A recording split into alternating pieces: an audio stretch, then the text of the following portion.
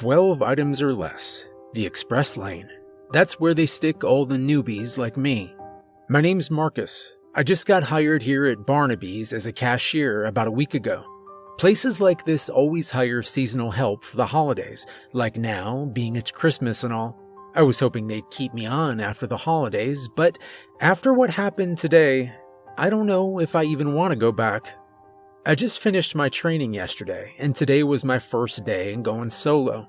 I was excited, being this was my first job and all. I couldn't wait. The day started out pretty good. I arrived to work early, like my dad always said to do. It makes a good impression, he said. I clocked in and got my till.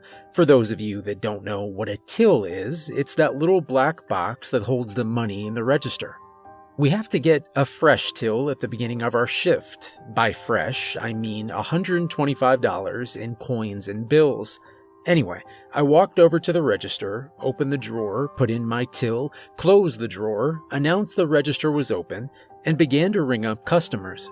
Now, Barnaby's is a very old store. We still have push-button cash registers. All the big-name stores have those UPC laser scan machines. Not us. We still have to hand key in the prices off a price sticker. We do have a conveyor belt system now. It looks like some kind of torture device with sharp, jagged metal claws at the ends, like an escalator has, and the sensors that stop the belts only work when they want to. Anyway, it was about 2 hours into my shift.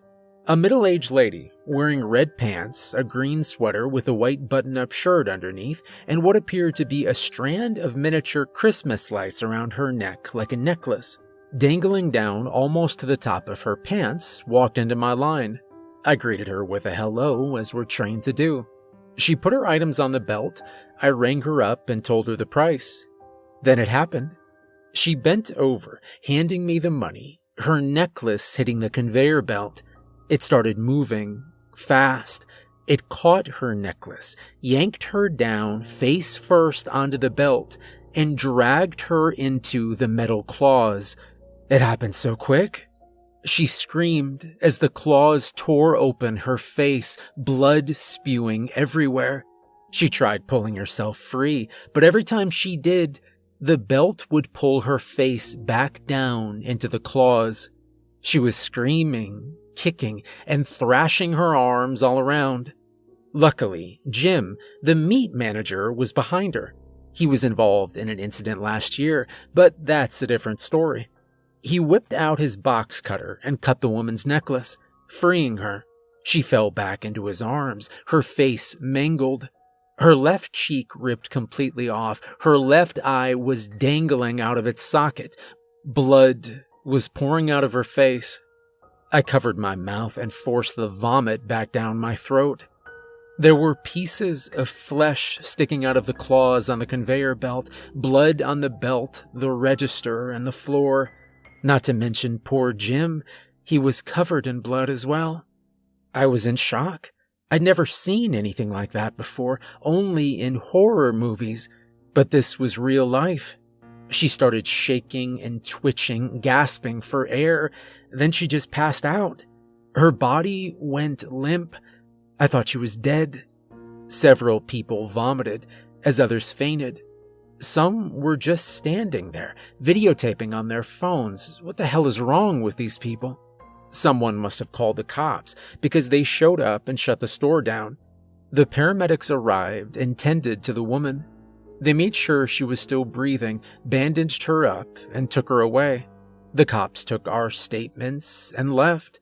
We were all sent home after that. I sat in my car for about 30 minutes, staring out the windshield, trying to pull myself together to be able to drive home. I told my dad what happened. He said it was up to me if I wanted to go back or not. But then I thought about it after hearing Jim's story the other day. This could be a pretty cool place to work.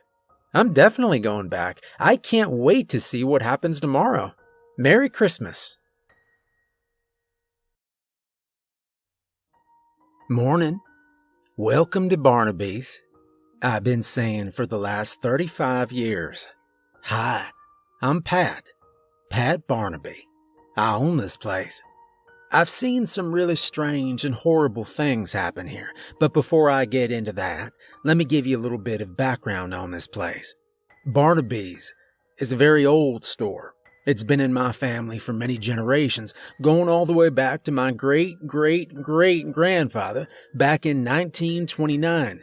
He built this place. I try to keep it as original as possible, with a few upgrades to keep up with the times.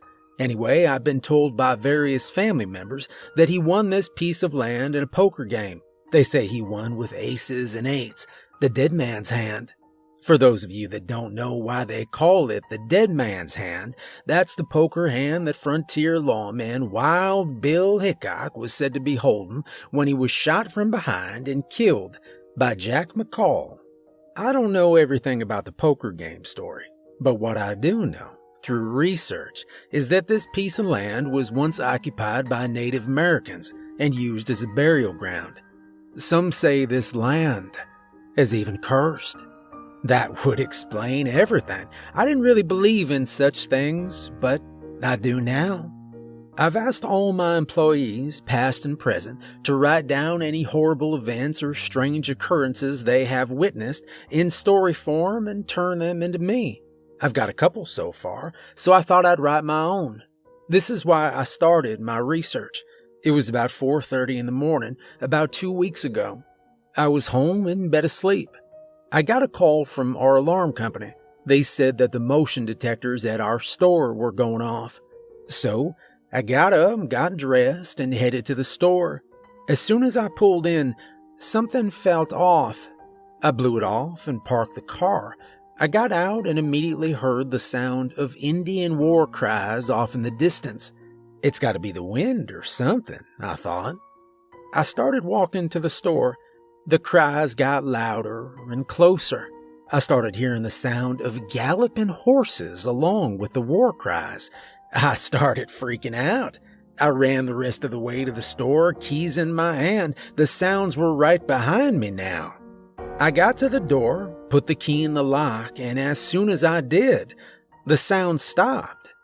Dead silence. Just then, 2 police cars pulled up. The alarm company apparently called them as well. They went in the store and did a walkthrough to make sure no one was in there. I went in, turned off the alarm, then waited outside for them to finish. They came out about 20 minutes later, said everything was clear, and left. It was about 5:30 at this point, so I figured might as well stay here since the store opens at 7. No sense going home just to turn around and come back an hour later, right? So I caught up on some paperwork, straightened up some displays, and opened the store at 7. Nothing really eventful happened that day. I got that uneasy feeling a couple times, and I kept seeing out of the corner of my eyes what looked like Native Americans standing in the aisles, in the bathroom, even at the registers. But that was it. I left around 1:30, got to my car, and saw something that chilled me to the bone. A rock in the shape of an arrowhead was sitting in my passenger seat. How the hell did that get there? I know my car was locked. I was afraid to touch it, so I left it there. I drove home trying not to look at it, but I couldn't help myself. It was like it was calling me. I got home and put it on my mantle over my fireplace. The next day, it was in my upstairs bathroom. The day after, my dining room. It showed up in a different room in my house every day since. I'm afraid to get rid of it because I don't know what'll happen. Last night, I dreamt there was a Native American standing at the foot of my bed. Today, I woke up with that arrowhead sitting on my chest. Vendor at the back door, vendor at the back door. That's all I hear, all day long, well, at least from 7 till 1. Hi, I'm Stuart. I'm the DSD receiver here at Barnaby's. I've been here for the last 15 years. For those of you who don't know what DSD stands for, it stands for Direct Store Delivery. which means I'm in charge of receiving all products that's delivered to the store by outside companies such as Tastykake, Frito-Lay, Little Debbie, all the soda and bread companies, things like that. Also, any books and magazines you may see in the store. As you may already know, Barnaby's is a very old store. We don't have any computers. Every bill invoice I get is physically checked in and verified by me, signed off by me, then filed away in a large file cabinet in the office. We hold them for a year, then send them up to the main office. This place has a long history of weird and horrible events that happened here. Here's my story. It was January, 2 years ago, a few days after New Year's. It had snowed the night before. Not bad, but bad enough. It was about 8:30 in the morning, I'd say. One of our bread vendors was pushing a bread rack down the ramp and out to his truck when he slipped and fell on the ice and slid down the ramp, bounced off the side wall and right into the path of an 18-wheeler Pepsi truck backing up the deck for delivery.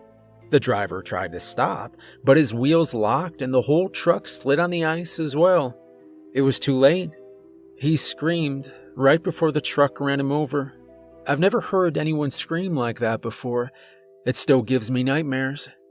The wheels of the truck crushed his skull, then rolled over his body continuously as the truck slid down the incline and slammed into the loading dock doors. The right front passenger side tire stopping directly on his body. It was horrible. I threw up right there in the snow. There was blood, bones, and pieces of flesh smashed down into snow on the tires of the truck and the bread rack, severed body parts, and what looked like internal organs spread out all around the body. The worst part about it was that the truck had to run back over him to clear the crime scene once the cops and the coroner got there. I tried to wonder how long they cleaned up automobile accidents such as this. Now I know. I'm sure they have a proper name for it, but to me, it looked like a giant snow shovel. They scraped up the remains and put them in a body bag. They had to scrape it up about 3 or 4 times to get all of him. There was blood dripping off it, body parts hanging out of it. I almost puked again. Now, get this. They used 2-liter bottles of Coke to clean up the blood off the pavement. No, seriously, Coca-Cola. The soda. Look it up if you don't believe me. Isn't it ironic that they used Coke to clean up a crime scene involving a Pepsi truck? Sorry about that. Bad joke. Anyway, sometimes when I'm outside cleaning up where the trucks pull in, sweeping, picking up the trash, that kind of stuff, I swear I can see him standing there, right where he died, staring at me. It always freaks me out. But that's not the only ghost we have here. The owner, Pat, has seen a few Native American ghosts around the store, but that's a different story. The driver of the truck wasn't charged with anything, as it was clearly an accident. The cops impounded the truck as evidence, took witness statements, then left. The coroner left as soon as they finished removing the remains. I don't know where the driver went. I went home sick, obviously.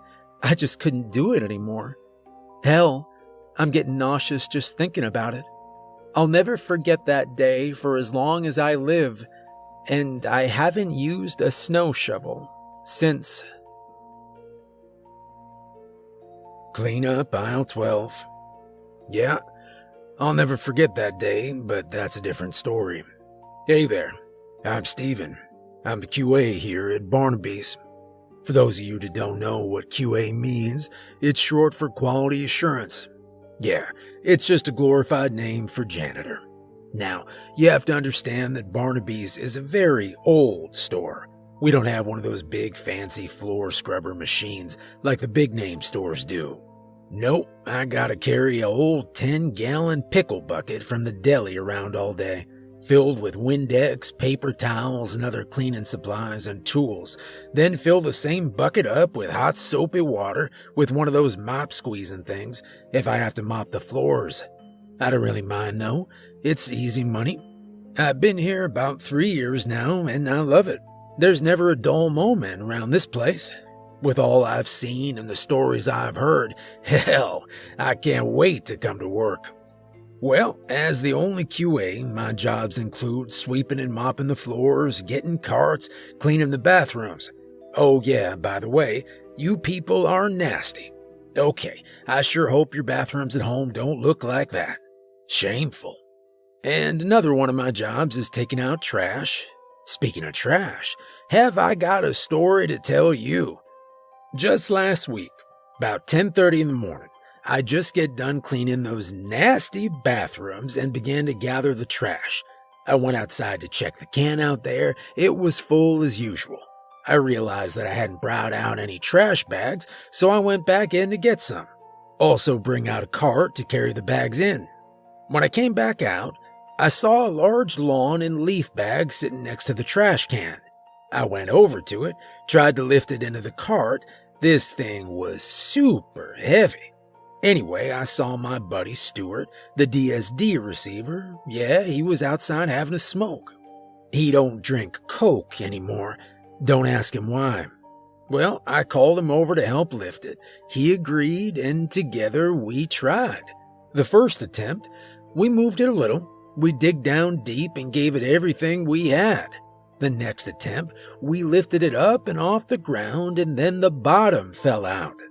Now, I don't think anyone could ever be prepared for what we saw come out of that bag. Human body parts. Better yet, fresh human body parts. I'm not talking 1 or 2, I'm talking 30, 40, maybe more. There were arms, legs, hands, feet, skulls, different sizes, different colors. There was blood, pieces of bone, chunks of flesh, all covered by this white, gooey-looking stuff. The maggots were having a feast. And smell, oh my God, did it smell. It was disgusting. Stuart and I both throw up on the pile. The customers stopped coming at that point. So I pulled out my cell phone and called 911. They said they'd send someone out and the coroner. Stuart heard the word coroner and went inside. He's still traumatized, but that's a different story. A forensic team showed up about 30 later, took pictures, separated the body parts, and none of them matched. I watched the whole thing. It was cool as shit. Anyway, the coroner showed up and put each body part in a separate evidence bag, numbered each one, loaded them in the van, and left. I counted them. The forensic team finished up, cleaned the crime scene, and left. By the way, there was 52 bags. Gives a whole new meaning to the words 52 pickup. Anyway. Fresh from the field. That's our slogan here in produce. Hi, I'm Zeke, short for Ezekiel. I'm the assistant produce manager here at Barnaby's. Yeah, I know it sounds like an Amish name, right? Well, it is.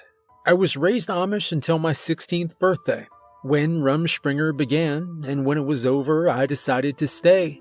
For those of you that don't know what Rumspringa is, it's a period of time in which Amish teenagers, usually between the ages of 14 to 21, depending on the community, are allowed to act like the English normal people, so to speak.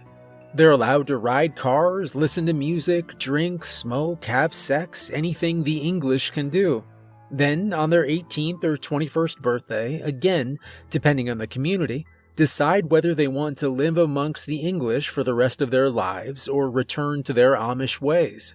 I chose to stay. Being that I was raised Amish and know a lot about farming, fruits and vegetables and things of that sort, this is the perfect job for me, and I love it. One thing though, Barnaby's is a very old store. We still get all our fruits and vegetables from local growers. Our customers seem to love it. I like my job and the people here, but there's something off about this place. It scares the crap out of me sometimes. I've heard all the stories. The fight over a turkey, the Indian burial ground thing, the incident with the Pepsi truck. I love Pepsi.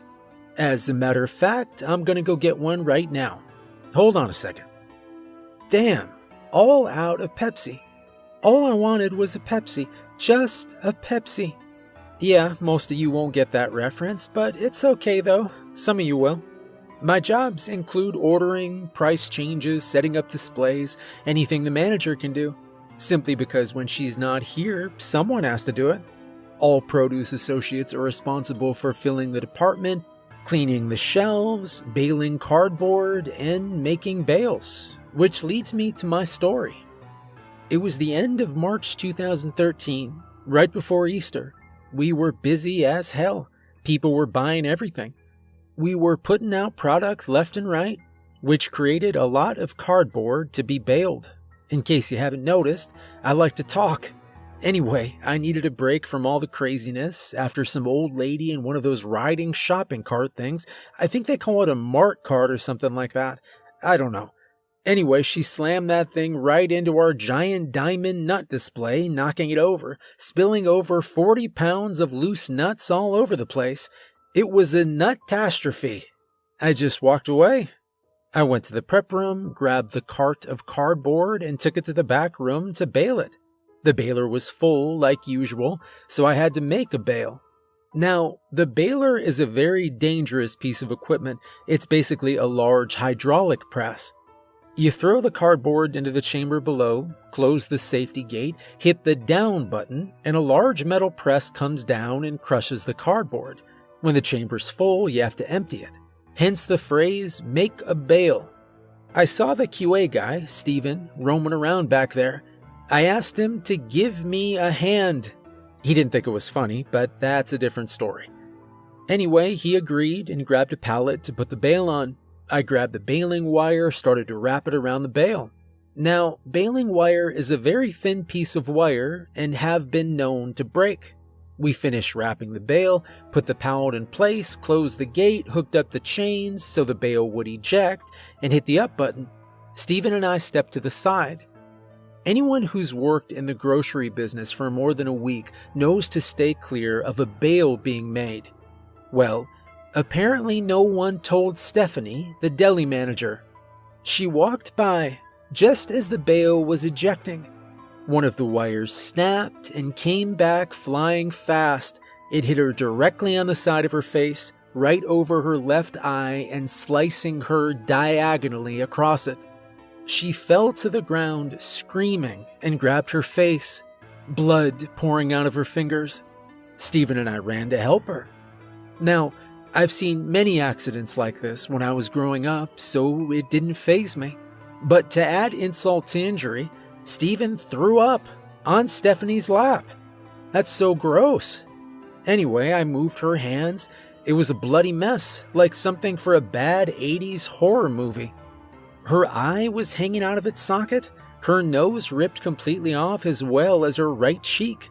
The left side of her face was hanging down, exposing tissue, bone, and the empty eye socket. Most of her teeth were knocked out. She was screaming frantically, kicking her legs all around. She nailed Steven right in his man parts. I snickered a little bit. He was useless at that point. She started gasping for air, her one eye rolled back in her head, and she passed out. Blood still gushing everywhere. I thought she was dead.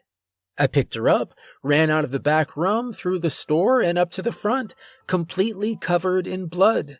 I laid her on a conveyor belt.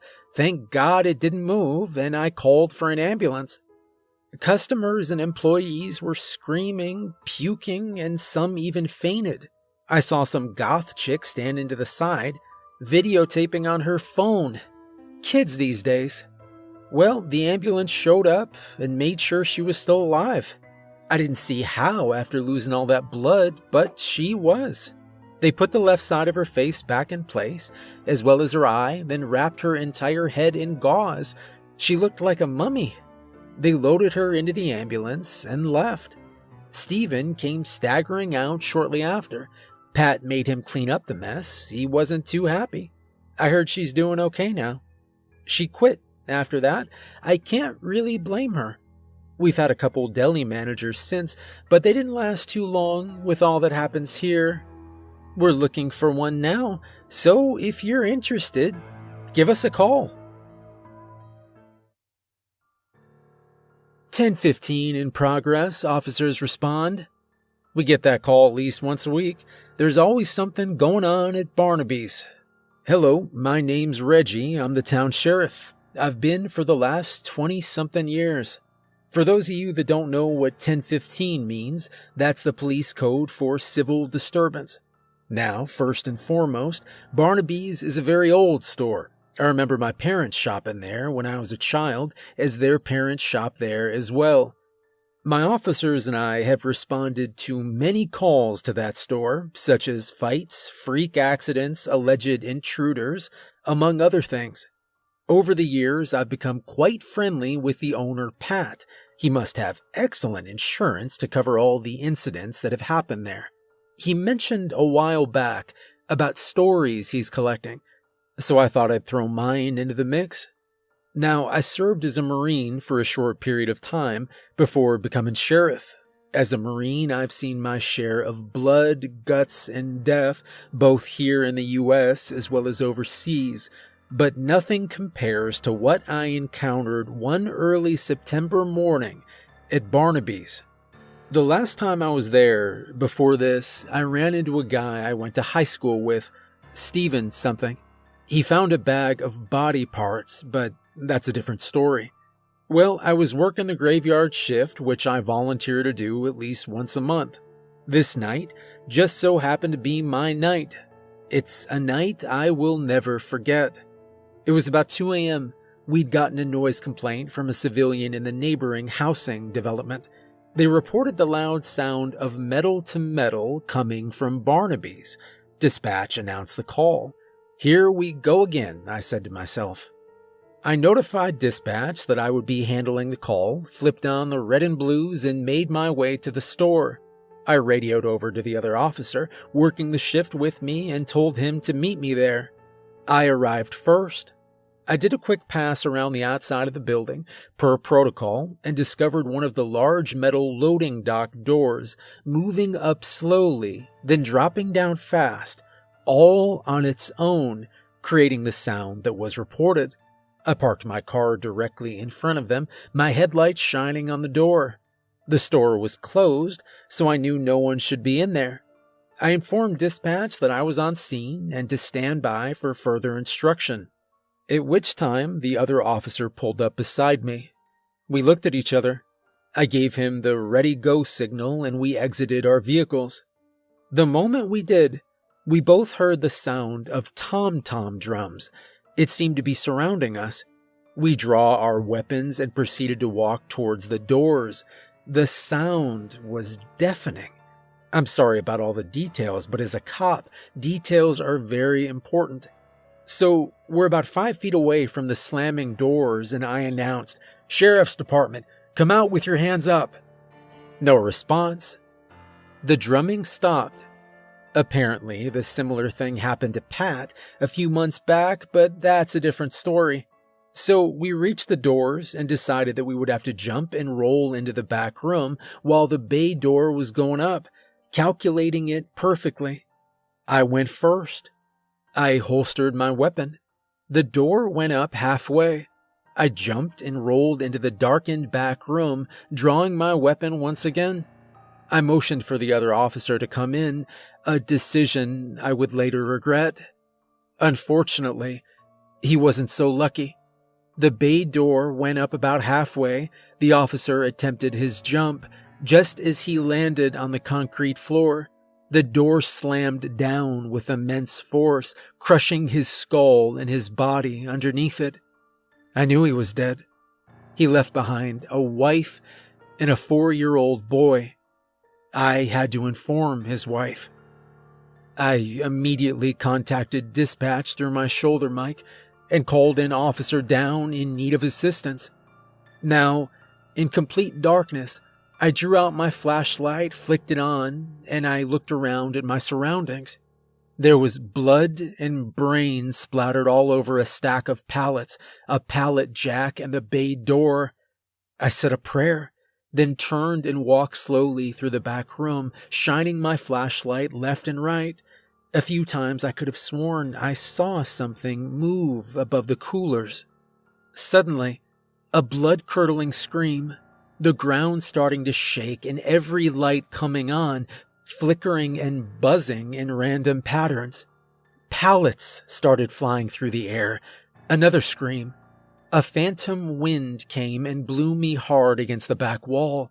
Various sorts of debris and cardboard began flying through the air. Large pieces of machinery began levitating on their own.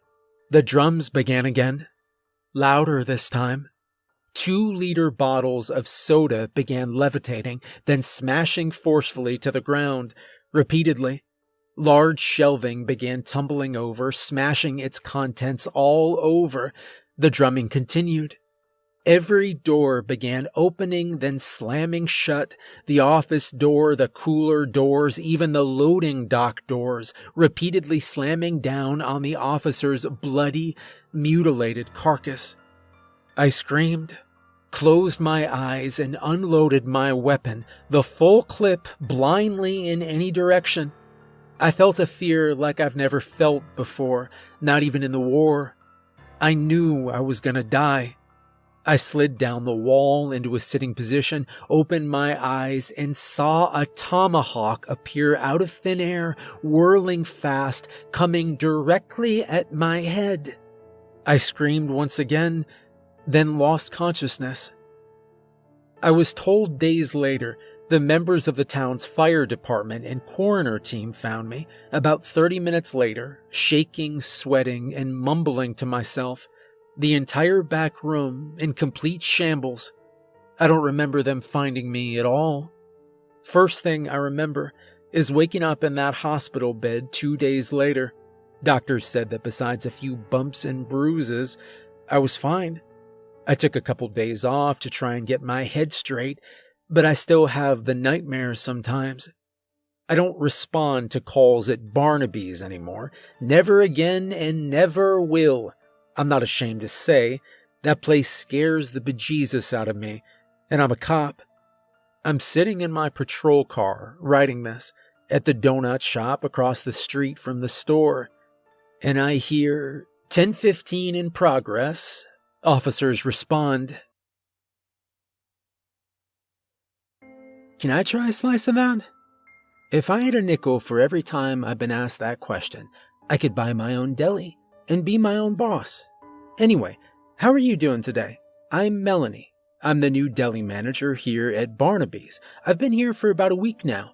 I called that 1-800 number that Zeke mentioned in his post, but that's a different story. Anyway, I came in for an interview and Pat, Mr. Barnaby, hired me on the spot just like that. I guess he liked my resume. You see, I've been working in delis all up and down the East Coast since I was 17. It's all I know. This is my first time being a manager, though, let alone in a supermarket. This is on a much bigger level. We have a full-size deli, as well as a bakery, a hot bar, and a cake-making station that I'm responsible for. We also fry chicken. I didn't know this until I got hired here, but Barnaby's is a very old store. We still have one of those old chicken fryers where you actually have to drop the chicken into the vat, then pull it out with tongs when it floats to the top. There's no basket, no temperature control, you just turn it on and hope it doesn't explode. It's going to be a challenge because I've always worked at little mom and pop shops before this. For those of you that don't know what a mom and pop shop is, that's a small business, usually only one establishment, owned by an older couple. Usually. So far, the people that shop here are friendly, although you do get that one customer every now and then that makes you want to say bad words. Sometimes, even make up a few. I heard from a couple night crew guys that Mr. Barnaby is looking for stories about weird and horrible events that happen here. He was off the day this happened. A couple days ago, I arrived to work at 6:55 a.m., punched in, did my morning paperwork, then headed to the department. I turned on the lights, put the slicers back together, and started the ovens. I saw a note on the board from the closer saying that there was an order for 16-piece chicken meal to be picked up by noon. Okay, no problem. Other deli associates started arriving as scheduled, and we opened the deli at 8. Everything was going good. 10 o'clock came, I turned on the fryer so it could heat up, hit the exhaust fan, and continued to wait on customers. About 20 minutes went by, and the fryer started making a strange buzzing sound and shaking a little. I looked over to see that the grease was boiling like a pan of water on a stove. I yelled over to Tommy, my assistant, to turn off the fryer and unplug it. Now, as I said, it's a very old fryer. The controls are on the back panel, not on front like the new ones. So he reached over the fry vat to turn it off, and as soon as he did, the grease exploded upwards directly in his face. He screamed, grabbed his face, stepped backwards, knocking over an empty cooling rack and falling to the floor. I've never heard anyone scream like that before. It was horrifying. Hot grease was dripping off the fan and the ceiling, which started melting from the extreme temperatures. Tommy stopped screaming. Pieces of ceiling tile started falling to the floor and on top of Tommy, who had passed out from the pain at this point. At least that's what I thought. And smell, oh my God, did it smell. It smelled like burnt flesh and chicken. The customers just stood there watching and taking pictures. Freaks. Anyway, I ran over to him.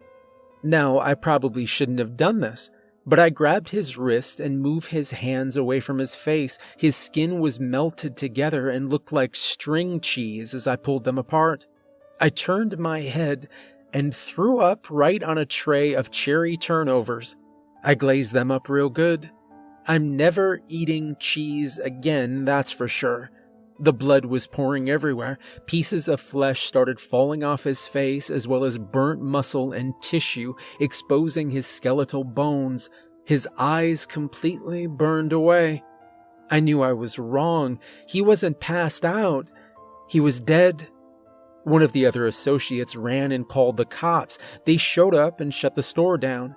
The sheriff didn't respond, but that's a different story. The coroner arrived, put Tommy in a body bag, and took him away. I couldn't stop crying. I'm starting to tear up right now. The deli's been shut down for the last 2 days while the forensic team processes the scene. They say it should be open again by tomorrow. I haven't been able to sleep the last couple nights because of the nightmares. I called the therapist, and I'm sitting in her waiting room right now writing this, waiting to be seen. Oh yeah, by the way, the customer that ordered that chicken meal, they called as we were all leaving. The order was canceled. You scream, I scream. We all scream for... You know the rest. Hey, what's up? I'm Tommy. No, not the same Tommy from the deli. That's a different story. Totally different Tommy. I work ice cream here at Barnaby's. It's only part-time, but sometimes better than no time, right? Besides, I'm going to college to be a nurse. Yeah, that's right, a nurse. Don't judge. It's a noble profession. At least that's what my mom tells me. I've been here about 1.5 years now. It's pretty cool. Get it? Cool, ice cream. Never mind. I'm bad at telling jokes. I moved out to LA a few years back and tried my hand at stand-up. Yeah, I ended up doing sit down. Forget it. I'm done. Anyway, I was sitting at home the other night, bored out of my mind, searching Reddit. I came across all these stories set in a place called Barnaby's, an old grocery store. I got to thinking, hey, I work at a place called Barnaby's. I know a guy named Stuart, and I know a guy named Steven. I remember when Zeke went running through the store with Stephanie. What? Mr. Barnaby's collecting stories? I didn't know anything about it. Man, nobody ever tells me anything. So check this story out. I'm going to turn it into the boss man tomorrow. It was last June, dead of summer, hot as hell. It was so hot that Satan called and wanted to borrow some of our heat. Yeah, I tried. Well, it was about 9 o'clock in the morning. We just got our ice cream delivery. Stuart unloaded it and put it in the ice cream box. That's what we called the freezer, a box. Now, if you've been reading all these stories like I have, then you know that Barnaby's is a very old store. We still get our ice cream in pallet igloos. Now, for those of you who don't know what a pallet igloo is, it's a large blue insulated box that's mounted to the top of a pallet. Some have doors on them, others have those thick pieces of plastic hanging down. It helps to keep the ice cream frozen. It kind of resembles one of those porta potties like you'd see at an outdoor rock concert. I love rock music. Nickelback rules. Anyway, I grabbed a couple carts and started unloading the igloos. There were 3 of them. I unloaded the first one onto 2 separate carts, took them to the sales floor, and worked them to the shelf. I put all my backstock away. That's all the freight that wouldn't fit on the shelf. We store it in ice cream boxes in case we need it later. I started unloading the second one. I get about halfway down and saw what looked like a little piece of ice in the back of the box. Didn't think much of it. It's a freezer, so there's going to be ice, right? So I removed the next layer of ice cream and discovered that what I thought was ice was really a fingertip connected to a hand. What the hell? Curiosity took over, and I started flinging ice cream out of the box. Now, I like to think of myself as a pretty tough guy. I can handle anything. Nerves of steel and all that. But what I found in the back of that box made me scream like a little girl. It was a dead body. A frozen dead body. Better yet, a frozen, decapitated, mutilated dead body. There were frozen arms, frozen legs, hands, feet, a head, all of it. All thrown into the back of the box. The blood had mixed with the ice and settled in the bottom of the box. There were ice crystals formed on the parts, which were all frozen together. It looked like a sick game of Twister. It was horrifying. I just stood there, frozen in shock, no pun intended. I didn't even notice that Marcus had walked into the back room till he started vomiting all over the place, repeatedly, breaking me out of my trance. Thank God none of the customers saw it. These weirdos would have probably taken selfies with the body. Sickos. Anyway, I ran into the back room and called 911 from the payphone. Old store, remember? Marcus went to the bathroom to clean himself up. The cops, the coroner, and the forensic team showed up. It looked like a scene out of CSI Miami. I love that show. The cops took our statements while the forensic team used little space heaters from aisle 9 and a handheld hammer and chisel to break apart the pieces. As the ice started melting, the pieces started falling out of the box, half frozen. Bloody water spilling all over the floor, mixing with the melted ice cream. Stevens had one hell of a mess to clean up. The head fell out of the box and almost rolled through the double doors onto the sales floor. I yelled, "Heads up!" Sorry, I can't help myself. The forensic team finished thawing out the pieces and arranged them accordingly on the backroom floor. They were all there. The skin was all clammy and wrinkled. The meat hanging out of them looked like soggy ground beef. I got the sudden craving for a hamburger. The smell was immense. To be honest, this is what made me decide to become a nurse, because after the initial shock, it was quite interesting. The coroner put them in bags, loaded up the truck, and left. The forensic team left as well. The cops took the igloo as evidence. They had to open up one of the loading dock doors and load it into a flatbed tow truck. It fell over twice. Oh, crap. It's that late already. I gotta go. I'm late for class. See ya. Back in the late 70s, my parents and I moved into a neighborhood in a town 3 states away from the state we lived in before. I was about 12 at the time. Our new house was a big 2-story, 3-bedroom house, much larger than our previous one. The neighborhood was small, but the backyards were huge, plenty of room to play in. A few days after moving in, our new neighbors, the Robinsons, as well as their daughter, Tanya, stopped by to say hello, welcomed us to the neighborhood, and informed my parents about a situation that has been occurring throughout the town. Tanya and I were sent upstairs, as this was adult talk and not to be heard by children. We secretly sat at the top of the stairs, listening though, as we all did as children. What they told my parents was that there have been multiple children that have went missing over the past few years. Law officials are baffled by the situation and to keep a close eye on their son, me, just like they do their daughter. Now let me tell you about Tanya. Tanya was a unique child, a year younger than me. She was quiet, slightly introverted, a little off, and totally infatuated with flowers. She had a giant flower bed in the Robinsons' backyard. It was full of all kinds of big, beautiful flowers. Occasionally, actually quite often, I would see her out of my bedroom window as I was rocking out to the latest Kiss album. She would be playing Duck Duck Goose and other childhood games around the flower bed with some of the neighboring children. Well, I assumed they were from the neighborhood, as I didn't get out much. It was never the same kids twice, though.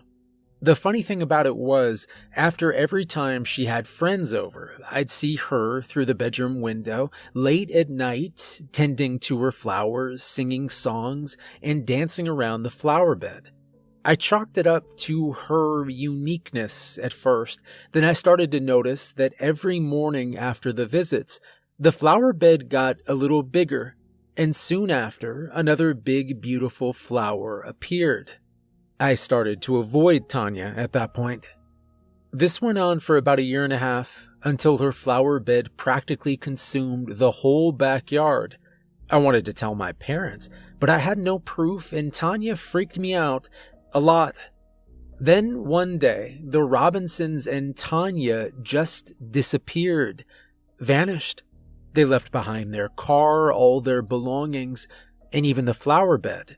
The house sat vacant for a couple of years after that. All of Tanya's big, beautiful flowers survived for a couple months, then died altogether. I kind of felt bad. I watered them a couple times, but I really didn't know how to care for them. Still don't. I guess the town took over ownership of the property eventually, because one day I came home from school and saw a moving truck, several police cars, and a pool installation vehicle in the driveway. Apparently someone bought the house and planned to put a pool in where the flower bed was.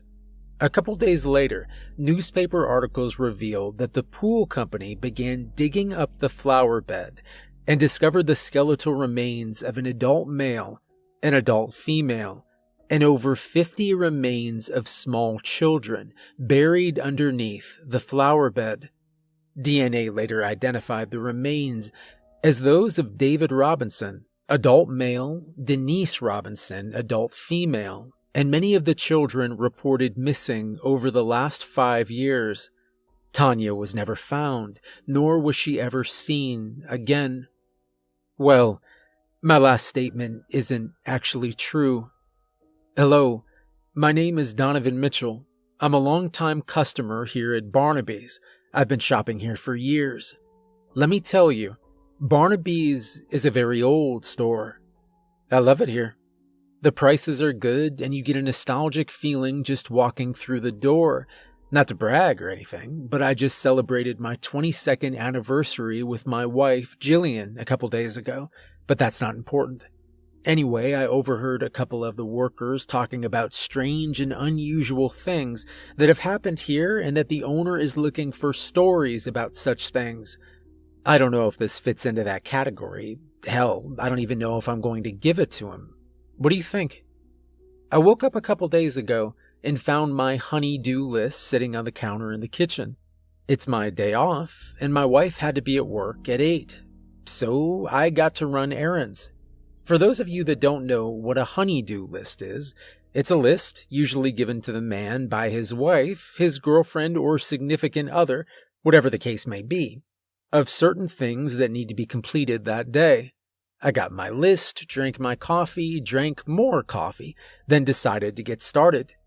The list wasn't that big. Shouldn't take me long, I thought. Maybe an hour or two. I'd still have plenty of time to catch the highlights of the Eagles game last night. I changed the light bulb on the porch, mailed Aunt Betty's birthday present, and unclogged the drain in the bathroom. For as much hair as I pulled out of that drain, my wife should be bald by now. I completed my list, except for one thing: pick up a few things from the grocery store. I thought, what better place to go than Barnaby's? So I hopped in the car and headed over there. I started to gather the items: eggs, bread, milk, among other things. I couldn't get the lunch meat because the deli was closed due to an accident that happened yesterday, but that's a different story. Being that my anniversary was the next day, I decided to pick up a vase of roses while I was shopping instead of going to the florist and paying some astronomical price. I figured I'd go over there real quick, get what I need, pay for my stuff, and be home in plenty of time to watch the highlights of the Eagles game. So, I went to the floral section, found the roses, and was standing there deciding which one to choose, when, out of the blue, I heard a small female voice from behind me say, "Welcome to Barnaby's. I'm new here. How may I help you?" I turned around to see a middle-aged woman about 5'3", a little on the chubby side, long black hair and glasses. She looked vaguely familiar. It didn't hit me until I looked at her name tag. It read, Tanya. We cannot be held responsible for damages caused by shopping carts. That's what the sign says above the cart corral in the middle of the parking lot. I love that sign. That means I can hit stuff with the shopping carts. Nah, I'm just kidding. I'd never do anything like that. Hi, I'm Jimmy. Nice to meet you. I'm the cart getter guy here at Barnaby's. There's a real name for my job, but I can't remember it. Anyway, I live in a beat-up mobile home in a trailer park not far from here, but that's not important. I've been here at Barnaby's about 3 years now, doing the same thing every day that I work. I don't mind, though. I get to meet all kinds of interesting people and hear all kinds of interesting stories. Most people are nice, but sometimes you get the occasional butthead. I found all kinds of cool stuff that people leave behind in the shopping carts. Wallets, purses, pacifiers, shoes, umbrellas. Hell, one time, someone even left their kid in a cart. How the hell do you forget your kid? They came back a few minutes later, picked up the kid like it was no big deal. I don't understand people at all. They gave me $5 though, for watching the little guy. But, hey, don't tell Mr. Barnaby because we're not allowed to accept tips. Well, all the important stuff I always turn into the office, but the little stuff I take home with me. I got a huge collection in a big box in my closet, but that's not important. I'm sure I'm not the first to tell you, Barnaby's is a very old store. Our shopping carts are still made of plastic, not metal like the new ones. They're all cracked and missing pieces. Somebody's gonna hurt themselves one day. I'm a huge animal lover. I love all animals, dogs, cats, fish, birds, etc. I'm not too big on bugs, though. Well, not too many people are. I volunteer at least 20 hours a week at the local ASPCA. Now, for those of you that don't know what ASPCA stands for, or even what it is, it stands for the American Society for the Prevention of Cruelty to Animals. It's an organization that helps neglected, mistreated, and abused animals, and has for over 150 years. Well, Mr. Barnaby said he's looking for stories about horrible and weird events that happen here. This isn't weird or freaky or anything, just horrible. It was last summer, the day after Tommy found that dead body in that ice cream thingy, but that's a different story. It was really hot that day. Now, I always keep a bottle of water in my back pocket to drink so I don't get dehydrated and pass out. It was about 3 p.m., the end of my shift. I was gathering my last run of carts when I saw a group of people standing over by old beat-up Chevy. There was an older woman on her cell phone, a big burly trucker guy, and a young couple standing there looking into the car. The woman was obviously upset, as she was yelling at the person on the other side of the call, then hung up. I went over to see what was going on, the curious guy that I am. What I saw in the back seat of the car got my blood boiling. I was mad as hell. It was a little dog, a little fuzzy dog, passed out in the back seat. His tongue hanging out of his mouth, and he was breathing really heavy. I knew he wasn't going to make it unless somebody did something. All the windows in the car were rolled up and the car was locked. It had to have been at least 120 degrees in there. What kind of moron does this to a dog? Everyone was just standing there talking about what to do. Well, I knew what to do. Bust the damn window out. I took off my shirt, wrapped it around my fist, and I punched right through the back driver's side window.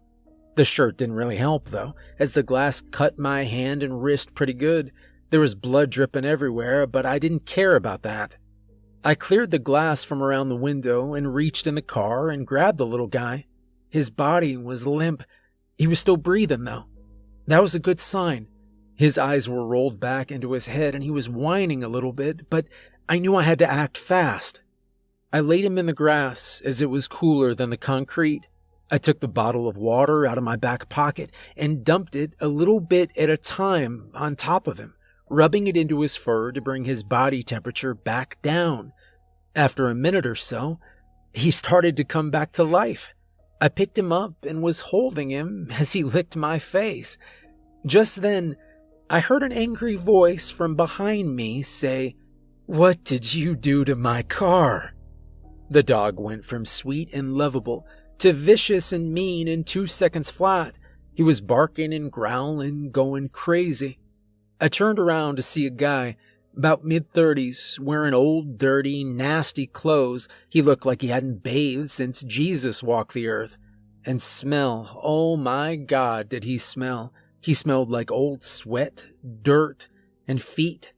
Without saying a word, the trucker guy just hauled off and punched the guy dead straight in his face, knocking him back a couple steps. He was bent over holding his face. The dog became calm at this point. As the guy stood up, I could see that his nose was completely broken. There was blood pouring out all over his mouth, his chin, and his clothes. He took a step forward and swung at the trucker guy. I later found out that his name was Dave. The guy threw a punch and missed, and what happened next looked like something out of Monday Night Raw. I love wrestling. Dave hit him in the chest, scooped him up, and body slammed him straight through the windshield of his own car. It was great. The guy just laid there, spread all over his front seat. Glass and blood was everywhere. Dave reached in, grabbed him by the shirt, and dragged him back out of the windshield. The broken glass cutting his arms and legs. He was kicking and screaming and cursing. Dave dragged him over to the back of his semi, opened the trailer door, punched him again, and threw him into the trailer. He locked the door and shouted, "Now you're gonna know what it feels like." The guy screamed and kicked on the trailer door for a few minutes and then stopped. Dead silence. Dave reached into his shirt pocket, pulled out a cigarette, lit it, and walked back to where we were all standing. The cops arrived about 20 minutes later and attempted to get our statements. They asked what happened. We all played stupid. "I don't know," was the collective response. Dave walked over and let the guy out of the truck, and as he did, the guy fell face first out of the trailer, landing hard on the concrete. He was bleeding, sweating, and gasping for air, and he deserved it. The cop took a look at the dog, the damaged car, and the guy laying on the ground. He then looked at us, smiled, put his notepad back in his pocket, then walked away. The paramedics showed up, tended to my hand, which wasn't that bad at all, just a couple minor cuts. They tended to the guy after the cops arrested him for cruelty to animals. They put him in the back of the ambulance. They accidentally, on purpose, hit his head a couple times on the top of the door frame. That was hilarious. They loaded him up and left. The cops left as well. Dave shook my hand, then hopped in his truck and rolled on. The lady and the couple got in their cars and left as well, and I was left standing there, holding the dog. Since it was the end of my shift, I carried the little guy inside, punched out for the day, and took him home with me. I introduced him to my other dog, Roscoe, but that's a totally different story. The two of them seem to get along fine, though. They just hang out and play in the yard. Well, the cop from that day came by the store a couple weeks later. He said that the guy was found guilty of intentional animal cruelty, fined $5,000, and is now serving 3 years in prison. Serves him right. His car still sits in the parking lot. The birds now use it for target practice, and they never miss.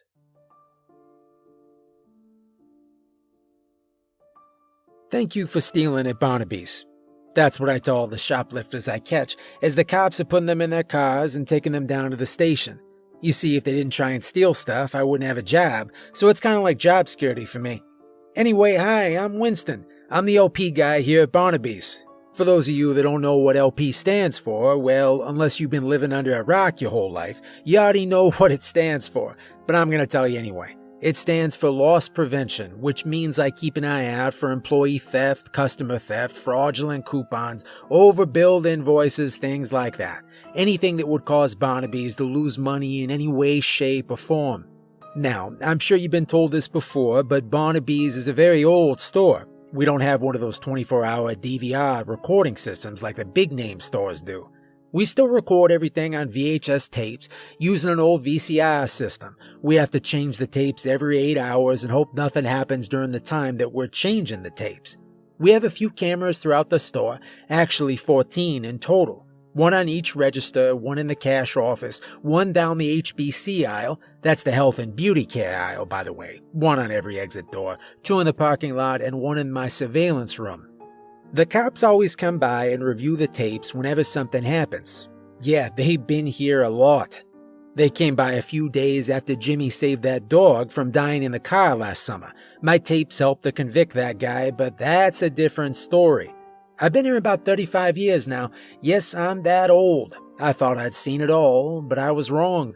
Now, I know that Pat is collecting stories about weird and horrible things that have happened here, but this is more strange than anything. I still can't figure this one out. This happened about 15 years ago and hasn't happened since, thank God.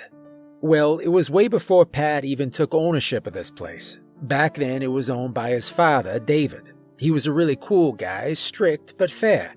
He taught Pat everything he knows about the business. I remember Pat when he was just a little kid. He would come into the store with his dad and I'd take them up in my watchtower. That's what I like to call my surveillance room. Yeah, I'm a huge Jimi Hendrix fan. Actually, it's a Bob Dylan song, but Jimmy did it better. Just my opinion. Well, that's way before your time. We'd sit up there and just watch people shop. And now he owns the place. Wow, I've gotten way off track here. That's what happens when you get old. All right, the story. Right, here we go. It was mid-afternoon on a Thursday. I remember it like it was yesterday. I was in my watchtower looking out the window at all the shoppers. Actually, it's not a window, it's a two-way mirror, which means I can see out, but all the people down below see is a huge mirror on the wall. So if you're ever in a store and you see a mirror on the wall that seems out of place, yeah, that's the surveillance room and you're being watched. Anyway, nothing was really happening that day, just the regular customers in here buying their usual stuff. Kids reading the magazines as their parents shopped, old folks hanging out in produce, having a meet and greet session, the normal stuff. I noticed a person. I assumed it was a man dressed in a long black hooded cape that dragged down the ground, standing in the barbecue section, which is the last aisle over, all the way against the wall. I couldn't see the face. He was putting packages of toothpicks inside the cape. Toothpicks, of all things. I checked the VCR to make sure it was recording and made a beeline for that aisle. My first catch of the day. I walked into the aisle, said, "Sir, can you please come with me?" He immediately ran in the opposite direction, dropping the toothpicks in the process. Well, more like glided than ran. It was very weird. Anyway, I gave chase. He nearly ran over an older lady pushing her cart down the aisle. She didn't even acknowledge what was going on. Just gave me a strange look as I ran past her. He reached the end of the aisle. I expected him to go right down the back aisle, but instead he went left, straight into a wall. I turned the corner, expecting to see him on the floor, but all I saw was a black cape lying on the floor against the wall. He just disappeared, into thin air. I stood there dumbfounded, scratching my head. What the H-E double hockey stick? I slowly bent over, picked up the cape, and carried it back to my room. I hung it on the nail on the wall. I was sitting there, just staring at it, trying to figure out what was going on, when out of the corner of my eye, on camera number 6, I saw another person in a black cape standing in the middle of the parking lot. Their head was down, so again I couldn't see their face, and their hands were cupped in front of them. I again ran down the stairs as fast as I could, ran through the store and out the front door. I got to the edge of the parking lot. I see this person begin to raise his head, but I was still too far away to see his face. He tilted his head back and raised his arms upward as if he was screaming at the sky. Suddenly, a black SUV came around the corner, heading toward him, driving faster than he should have been in a parking lot. I screamed, "Stop!" Just as the SUV was about to hit him, the cape dropped to the asphalt as the SUV drove over top of it. This thing just disappeared as well, just like the first one. I stood there screaming, "Did you see that? Did anybody see that?" Everybody just looked at me like I was crazy. Am I the only one seeing this thing? I thought to myself. Man, I gotta stop drinking so much coffee. This caffeine's messing with my head. Well, I walked over, picked up that cape as well, and started to walk back toward the store. People just stared at me as I walked past. I got back up to my room and I hung that cape on the wall as well. I sat down in my chair and I closed my eyes. My mind was going in circles. What is going on? What are these things? Where did they come from? Why can't anyone else see them? All these questions were going around in my head.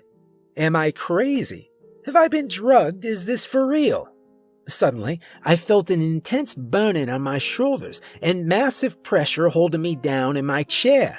I opened my eyes and tried to scream, but nothing came out.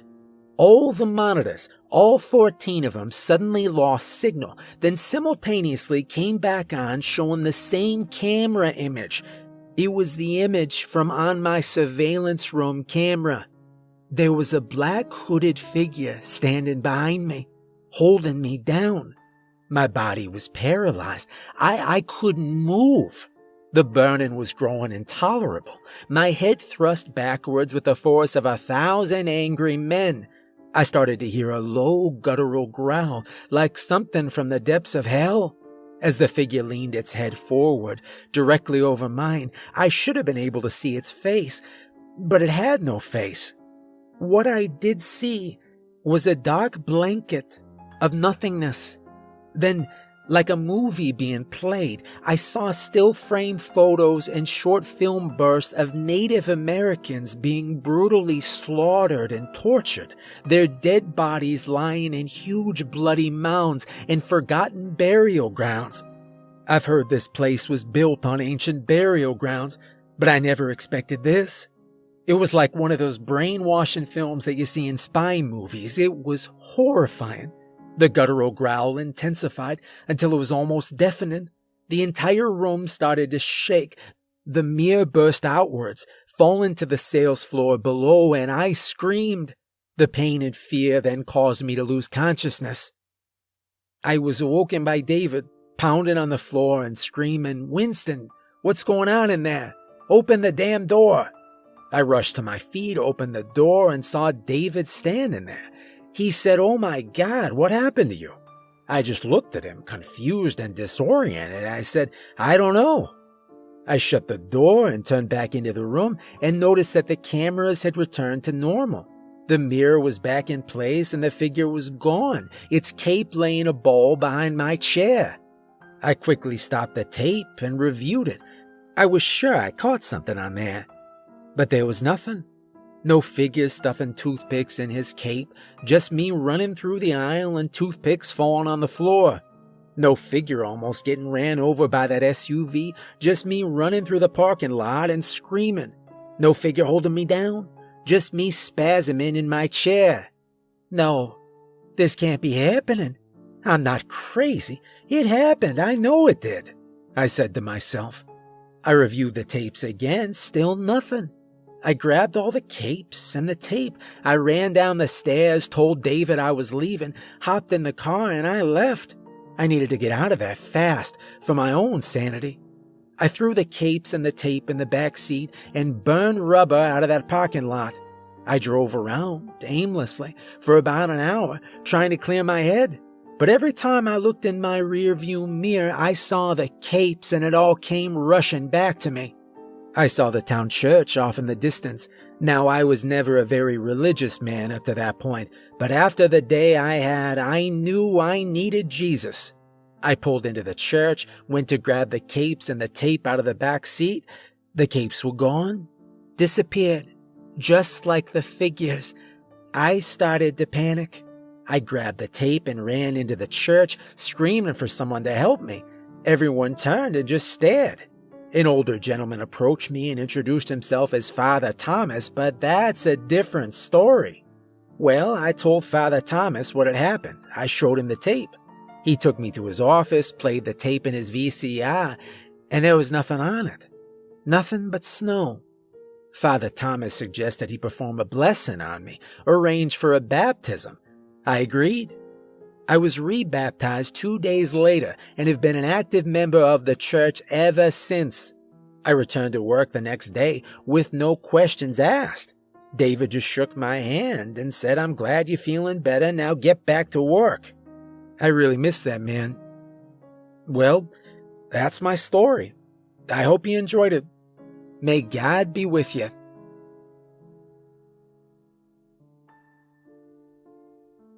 There ain't no high like rock and roll.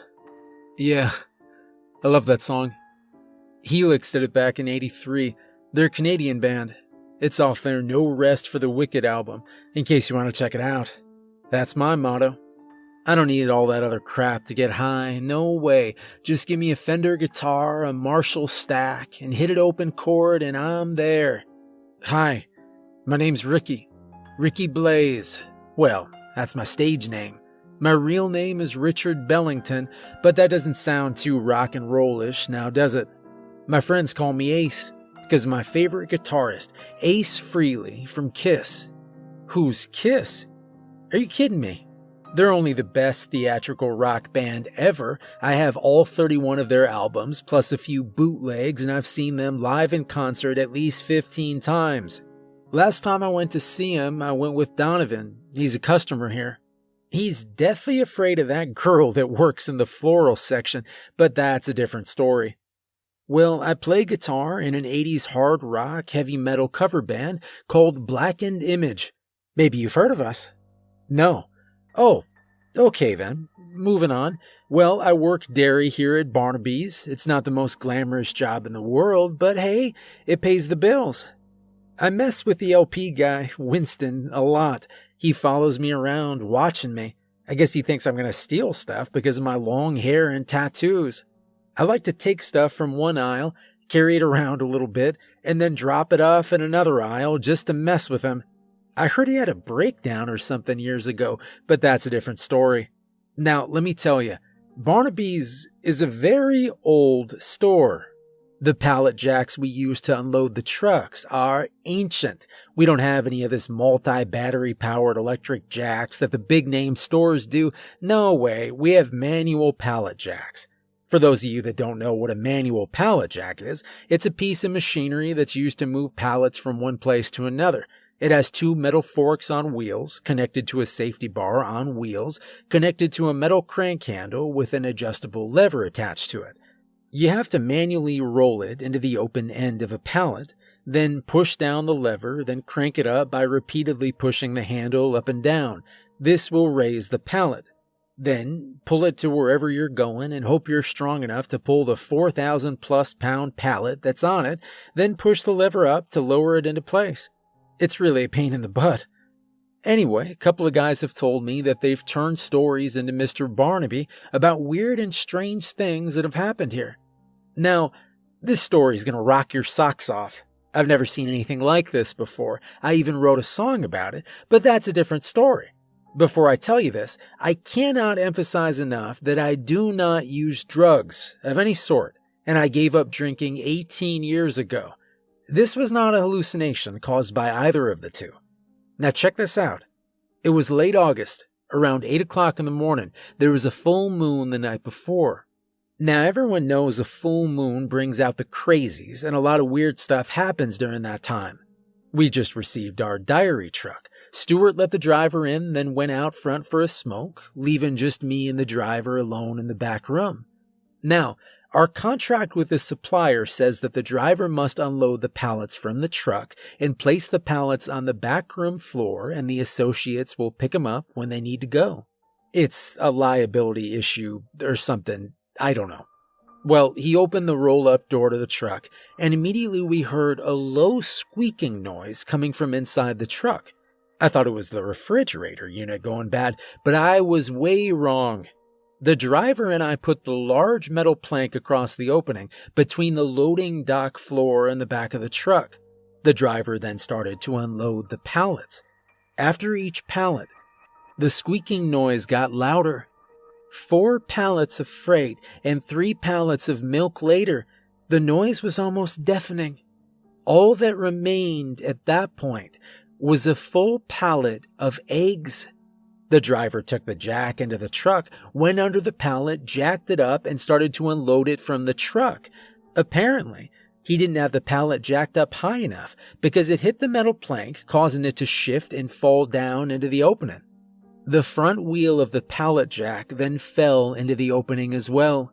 Momentum took over, causing the pallet to fall forward, the safety bar giving way, and the pallet coming crushing down upon the driver, who fell backwards, slamming his head hard on the concrete floor. Blood and brains were pouring out of the back of his head as the massive weight of the pallet lay upon him. I knew he was dead. I was standing over by the baler when it happened. Tommy and Zeke had just got done making a bale, so the baler was empty. I don't mess with that thing unless I absolutely have to. I heard about what happened to Stephanie, but that's a different story. Anyway, now brace yourself, because what happened next is something that nightmares are made of.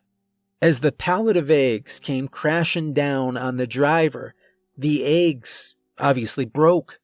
You would have expected egg whites and yolks to come pouring out of the boxes, but no, it was blood, lots of it. The squeaking noise was at a fever pitch. Suddenly, the boxes began to shake. A scratching noise was heard as well.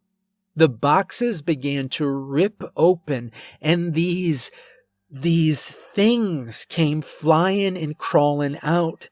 Dead ones fell out and just laid there on the floor until these things started to eat their bodies. It was so gross. Now, let me tell you about these things. They were little chicks, but they weren't normal little chicks. No, they were half bat, half chicks, like a vampire chick. I dated a goth chick once. It's kind of the same thing. Well, not really. Never mind. Anyway, they just kept coming. They were everywhere. There had to be at least 100 of them. They had little chick bodies with little bat wings, a chick head with a bat face and a beak. These things were cool looking, but mean as hell. I jumped in the baler and closed the safety gate, afraid for my life, as some of them attacked the truck driver's dead carcass while others completely annihilated the back room. They ripped at the driver's flesh. They tore apart his arms, his neck, and his face, pulling the skin and tissue straight off the bone and eating it.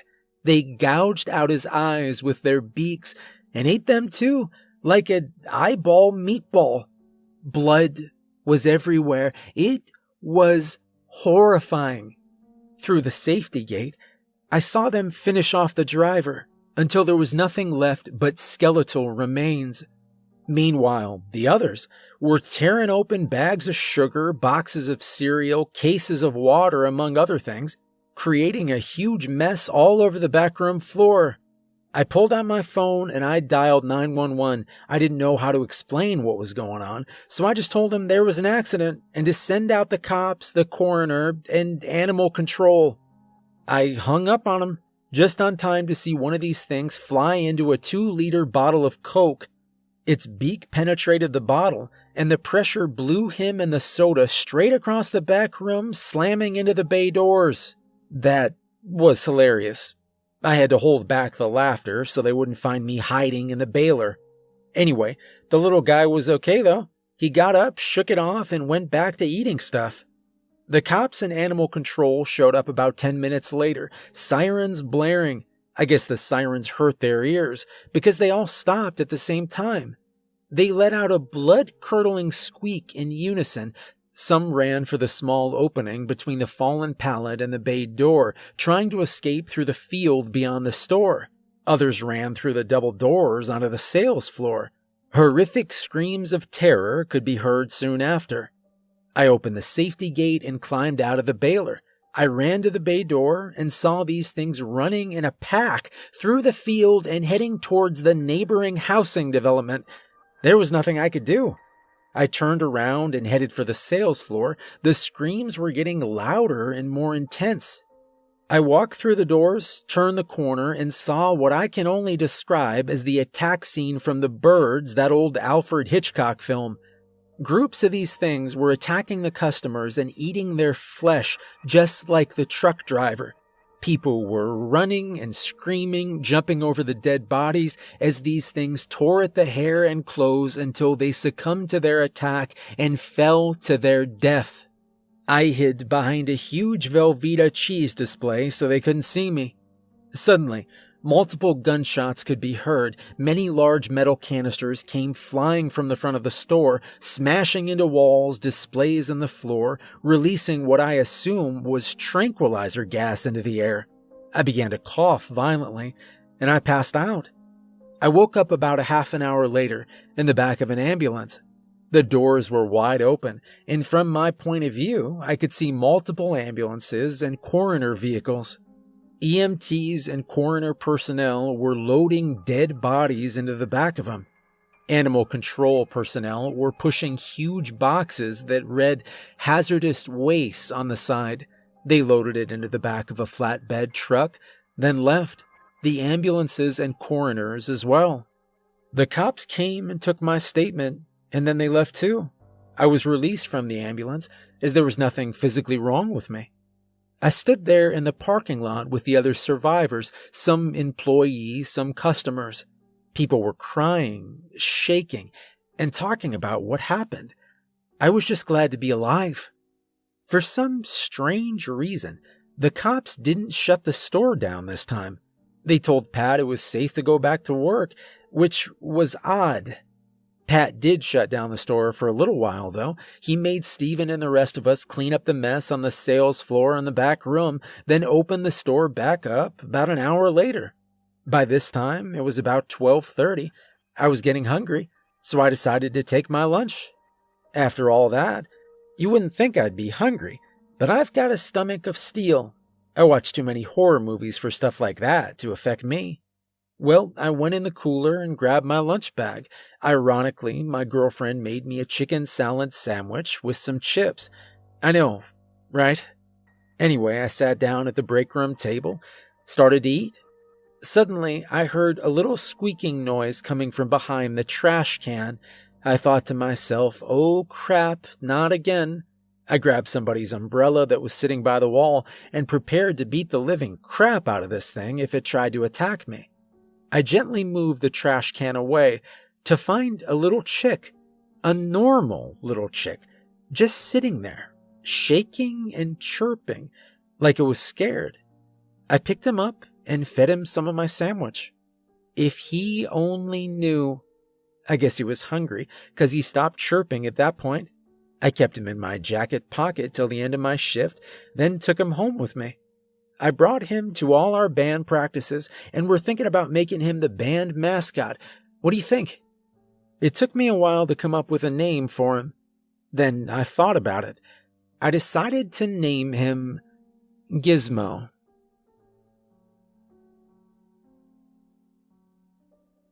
Have you seen Bob? What about Lisa? I must say that to my cashiers at least 50 times a day. Now you have to understand that BOB and LISA are not real people. They're acronyms. For those of you that don't know what an acronym is, it's a word or a name. Sometimes it's just a bunch of letters that's created from taking the first letter, sometimes 2 letters of a word in a phrase, and putting them together in order, creating the acronym. Such as Bob, which stands for a bottom of basket, or Lisa, which means look inside always. Get it? Anyways, it's just something that companies do to make themselves sound cool, I guess. Sometimes it works, sometimes it doesn't. The weirdest acronym I've seen at a grocery store was DYFEYWLF. I saw it at one of those big name stores about a year ago. Took me a while to figure out what it meant, and I've been doing this for over 15 years. You got any ideas? Go ahead, give it a try. you may have a future in the grocery business. I'll tell you what it means at the end of the story. Anyway, hi, I'm Candy, short for Candace. I'm the ACSSM here at Barnaby's. Look at that, another acronym. It stands for Assistant Customer Service and Sales Manager, which means I'm in charge of customer service, obviously, as well as all the cashiers, the office people, and any money, checks, WIC vouchers, and food stamp purchases that come from the register. My friends call me Bubbles because of my happy and chipper disposition. It annoys some people, especially in the morning if they haven't had enough coffee yet. I don't drink coffee. I'm more of an energy drink kind of person. Now, I'm sure you all know, Barnaby's is a very old store. We don't have any of those cash counting machines or a change weighing machine like the big name stores do. No, we have to count all the money by hand, then write it down on a log sheet and file it away in a large file cabinet in the office. Anyway, another one of my jobs, which I volunteered for, is employee relations. That means try to keep the employee as happy as possible. With all the horrible things that happened here, it's not a very easy job to do. We offer a 10% discount on all employee purchases except tobacco and alcohol. We offer free coffee and have Casual Friday every week, among other things. Most of the employees like wearing their own clothes to work instead of this boring uniform. However, some customers have complained about all those ugly heavy metal t-shirts that Ricky wears every week, but that's a different story. Oh, hold on a second, the phone's ringing. Good afternoon, thank you for choosing Barnaby's, how may I help you? Yes, ma'am, we're open. Yes, ma'am, we do sell milk. No, ma'am, we can't change the oil in your car. You would need a mechanic for that, not a grocery store. Okay, thanks for calling. Have a good day. Bye-bye. You can't even imagine all the stupid questions I get asked by these customers. It is ridiculous. The best part of my job is planning Employee Appreciation Day. You see, there's a carnival that comes to town for about a week every summer and uses the large field behind the store to set up shop.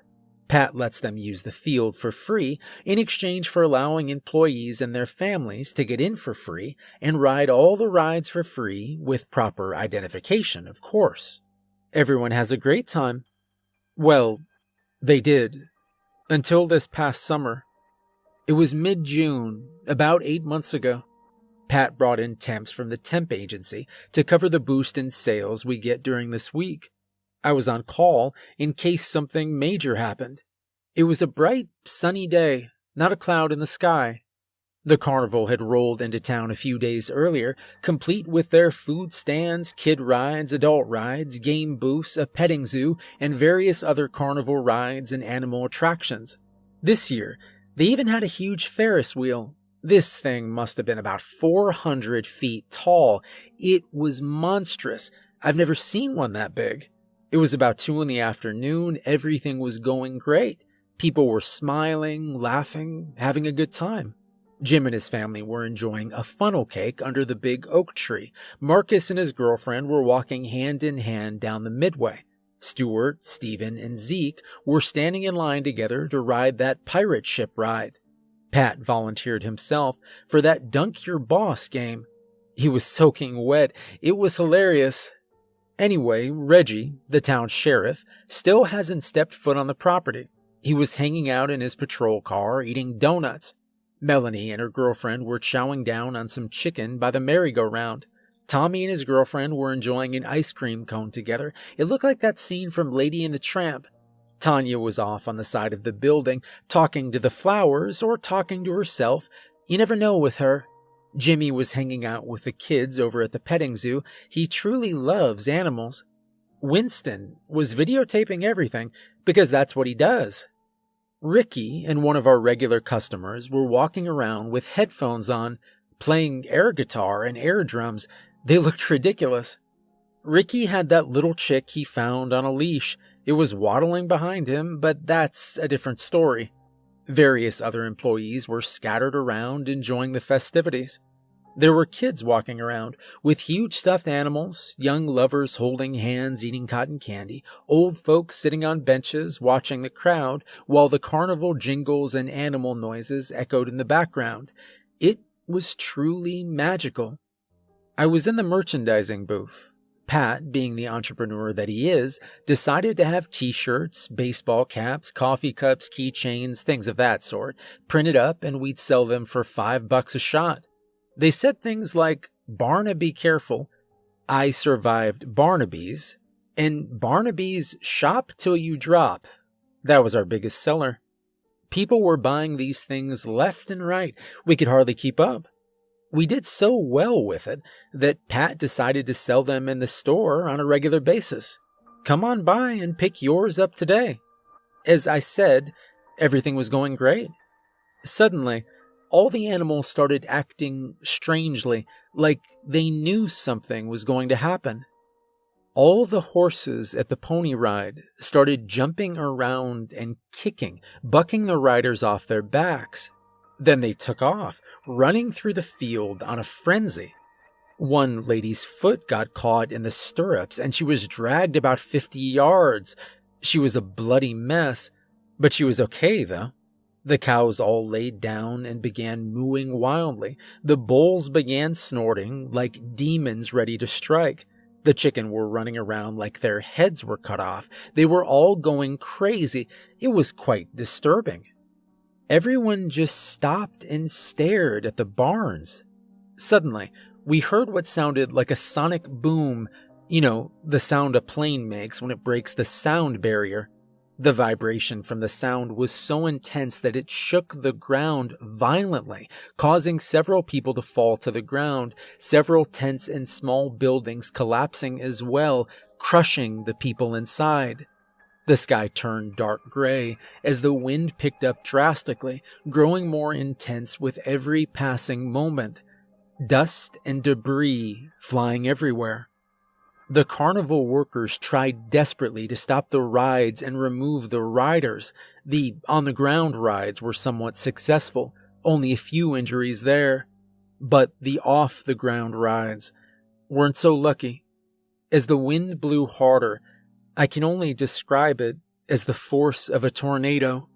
The pirate ship ride was caught in full swing and was ripped completely off its base and sent soaring into the sky. The screams of the passengers still haunt me in my sleep. It came crashing down upon the ground, crushing and killing all the passengers aboard and injuring many people on the ground. It was horrifying. People were running and screaming, heading to their cars or into the store. They were jumping over the injured people and dead bodies to save themselves. The wind was blowing so hard that it launched several people into the air and slammed into trees, carnival rides, and the back of the store. Lightning bolts began to hit the ground as the thunder roared. It never rained, though, which was odd. Anyway, I hid behind an old propane tank connected to the building next door. Thank God it wasn't struck by lightning. Now that I think about it, there were no animals injured or killed during all of this.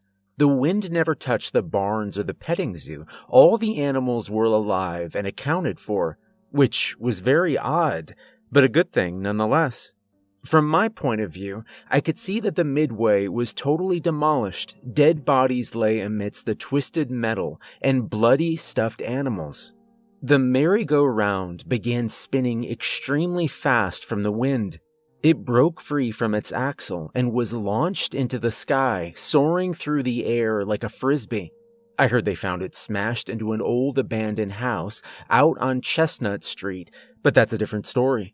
The Ferris wheel began to sway back and forth. People in the top carriages began climbing down the wheel in an attempt to get to safety, but that attempt was useless. A lightning bolt then struck the base of the Ferris wheel, causing it to break free.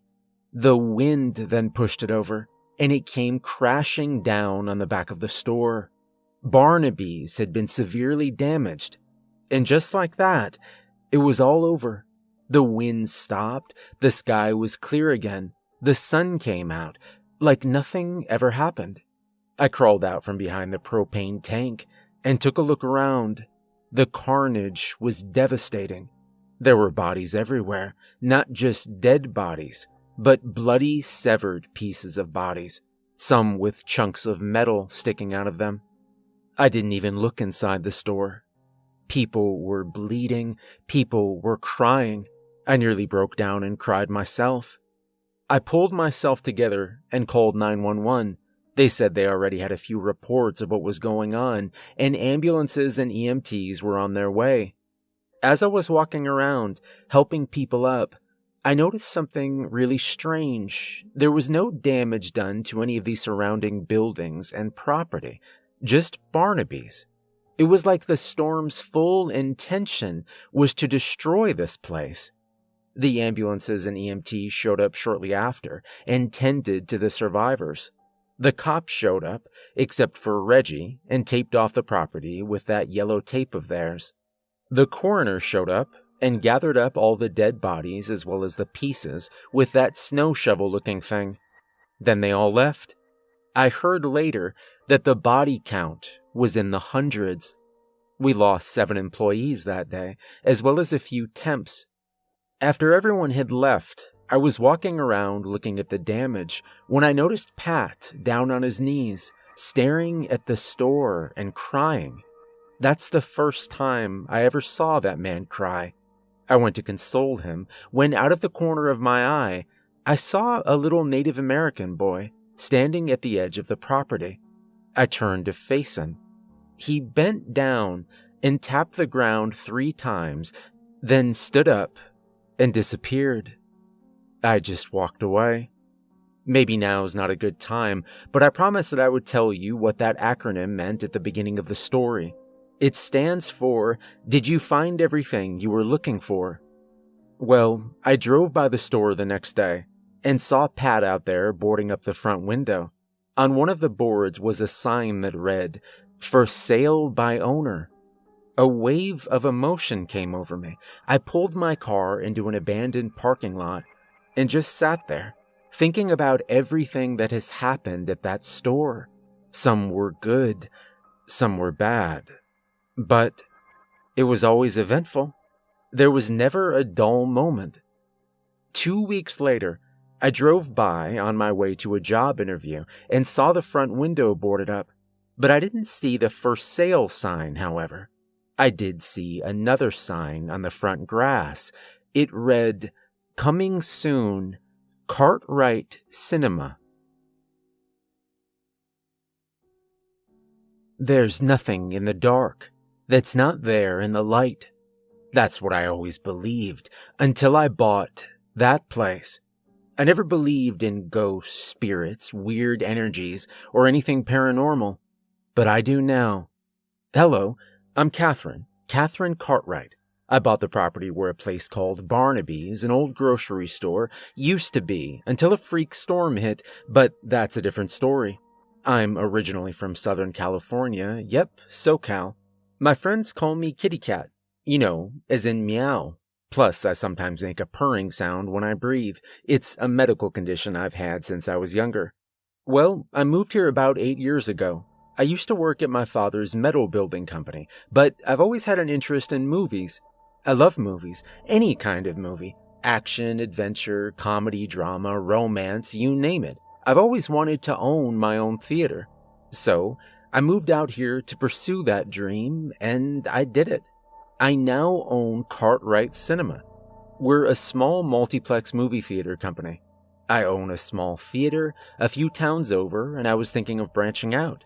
When I saw that property was up for sale, I thought it would be the perfect location for another theater, and it was the perfect location, but not the perfect property.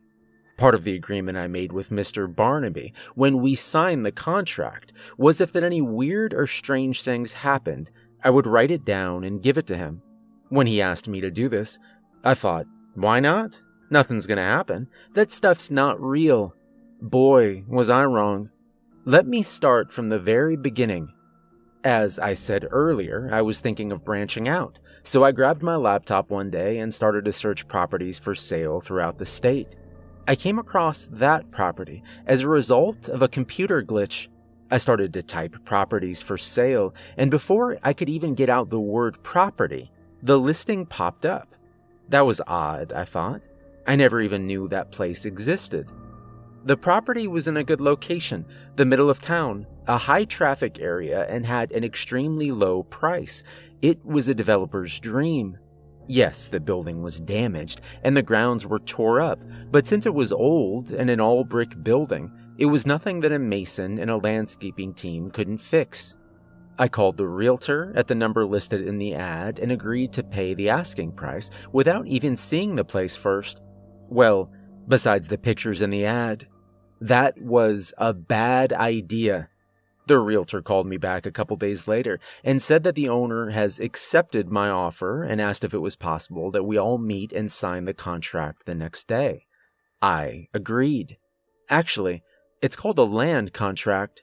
For those of you that don't know what a land contract is, it's a contract that's drawn up, usually by a realtor or attorney, sometimes just between the buyer and the seller, that details agreements and conditions for purchasing a certain piece of property. Well, the next day came. We all decided to meet up at noon at an old gas station in the next town over, but that's a different story. I arrived first and went inside to get an energy drink. The cashier kind of creeped me out a little bit, so I got out of there as fast as I could. The realtor arrived next in his shiny new Cadillac Escalade. Must be nice. I'm still rolling around in a '98 Dodge Caravan. Mr. Barnaby was the last to arrive. He said to call him Pat, but it's a respect issue, so I prefer to call him Mr. Barnaby. He came rolling up in an old bright purple short bus that he converted into his own personal RV. It looked like a big Barney bus. I wonder if his color choice had anything to do with his last name. You know, Barney, Barnaby, I don't know. Anyway, he let me check it out after we signed the contract and said he was going to do some traveling just to get away from everything. If I knew then what I know now, I would have went with him. We discussed the conditions and agreements, made a few changes which included a 48-hour return clause, which meant I could return the property to Mr. Barnaby within 48 hours of purchase if I chose to do so. It was his idea, because in his words, "You have no idea what you are dealing with." I just blew it off. We finally agreed on a contract right there in the middle of a parking lot. The price never changed, though. We both signed the contract on the side of the bus. The realtor witnessed it. I gave him my cashier's check and he gave me the deed to the property. The deal was done. The realtor gave us each a copy of the contract, then got in his car and left. Mr. Barnaby and I talked for a while. He's a really nice guy. We talked for about a half an hour as he explained everything he'd done to the bus. He'd taken out all the seats, put plywood down as a floor, and then put a yellow carpet on top of that. He framed the whole interior with 2x4s, put insulation between the wood, and covered the walls and ceiling with drywall and painted it mint green. That wouldn't have been my color of choice, but it's his bus, so okay. He left the windows and rear exit door exposed.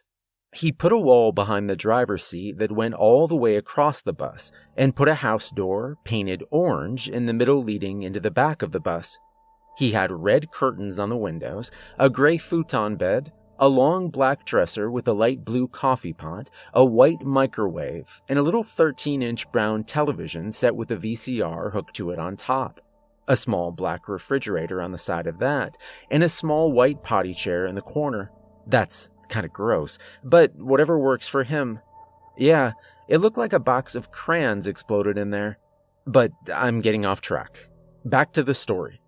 After saying our goodbyes and exchanging cell phone numbers in a friendly gesture, Mr. Barnaby hopped in his bus and headed south. I jumped in my van, headed north, and made a beeline for my new property. I was so excited. I arrived at the address about 20 minutes later, and I must say the picture in the ad must have been taken right after the storm happened, because it didn't look anything like that picture. It was far worse. The winter months had not been nice to the building. There was some sort of black fuzzy stuff growing on the side of it. The whole entire roof was caved in, as well as the top part of the building. There was no way to fix that place, I thought. I'm gonna have to tear this whole place down. Now, for some strange reason, something told me to go inside. I don't know what it was, but I just felt I had to. That was a decision I would later regret. I opened the door, which was still in pristine condition, which was very odd to me. I opened it and stepped inside, and as soon as I did, it was like I stepped into a time capsule or something. The store was in full operation, fully intact and open for business. What the what? I stood there in shock. There were people in there shopping, employees everywhere. The roof was back on, the lights were on as well. As 80s top 40s hits played over the radio, it was business as usual. How could that be possible? I don't know how long I stood there, just watching. I saw something then out of the corner of my eye. I saw an old Native American medicine man dancing around and chanting. I don't know what he was saying, but he started making a pushing motion with his arms in my direction. After each time he did this, he would slap the front of his thighs and then do the pushing thing again. I'm starting to freak out at this point. He did this about 3 or 4 times. Then I suddenly began to feel lightheaded, really lightheaded. And eventually, I passed out. I woke up, half submerged in this wretched-smelling, fungus-infested, freezing cold water. I opened my eyes to see 5 Native Americans in a circle staring down at me. I close my eyes and scream as loud as I can. I open my eyes once again, and they were gone, and so were all the people, in a beautifully pristine store. What the hell just happened? What the hell is going on here? I lay there on the floor, which was covered in about a foot of this nasty, wretched water, staring up at the sky. The roof was no longer there. I sat up to see the interior of the building totally demolished and falling down around me. Light fixtures hanging by their wires off of steel beams. Twisted chunks of metal laying in front of me, being only what I can assume were cash registers.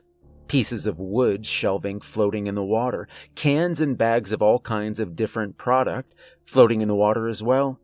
I felt something hit my right thigh. I looked down and saw it was a severed hand. I jumped to my feet, screamed like I was losing my mind, and I ran out of the door soaking wet. 2 boys that looked like they were about 12 or 13 were riding their bikes past the building as I came out screaming. They crashed into each other as they stared at me, running in my soaking wet white t-shirt and jeans. Well, I hopped in my van, called Mr. Barnaby, told him what happened, and that I was invoking the 48-hour clause.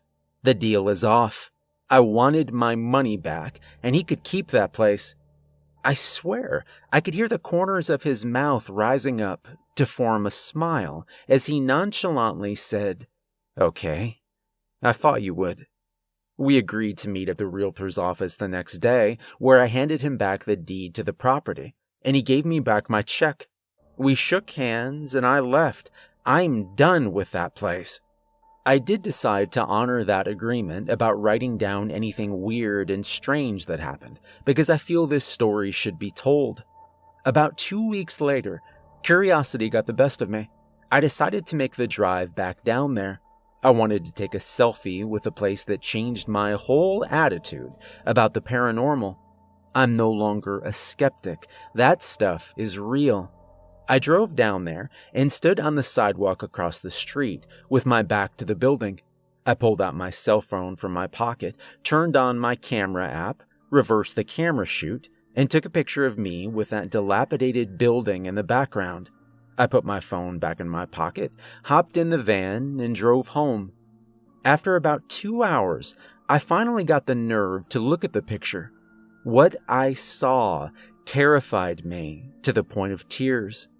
Yes, it was a picture of me with a building in the background, but on the grass surrounding it were transparent images of Native Americans. They were everywhere. I quickly deleted that picture from my phone. That was about 6 months ago. Today, right before I started writing this, I received a call from Mr. Barnaby. We talk every now and then. He said that someone made him an offer that he couldn't refuse and that he wanted to invite me to the grand opening of Barnaby's happening next week. Who knows? Maybe I'll go. Hey, all you creatures of the night out there. This is Mike on the mic, coming to you live from WRPM, your best choice for 80s rock, pop, and metal. Get it? RPM. Rock, pop, metal. Well, it's Metal Monday here on WRPM. You know what that means. All metal, all day. That's right. Our next 20-minute continuous rock block is brought to you by Barnaby's Grocery Store. Barnaby's Shop Till You Drop. You'll hear headbanging hits from bands like Metallica, Judas Priest, Iron Maiden, and Manowar. We're going to start things off with a little bit of Slayer, Rain in Blood. Okay, I'm not really a DJ. There is no WRPM, and there's no music playing. It's just something I do to entertain myself. Hi, I'm Mike. I'm the new grocery manager here at Barnaby's. Unfortunately, the previous manager was killed in that freak storm a couple months ago, but that's a different story. May he rest in peace. Well, my dream job is to be a radio DJ. No, not the kind of DJ you see in clubs, at parties, or at wedding receptions. An actual radio DJ.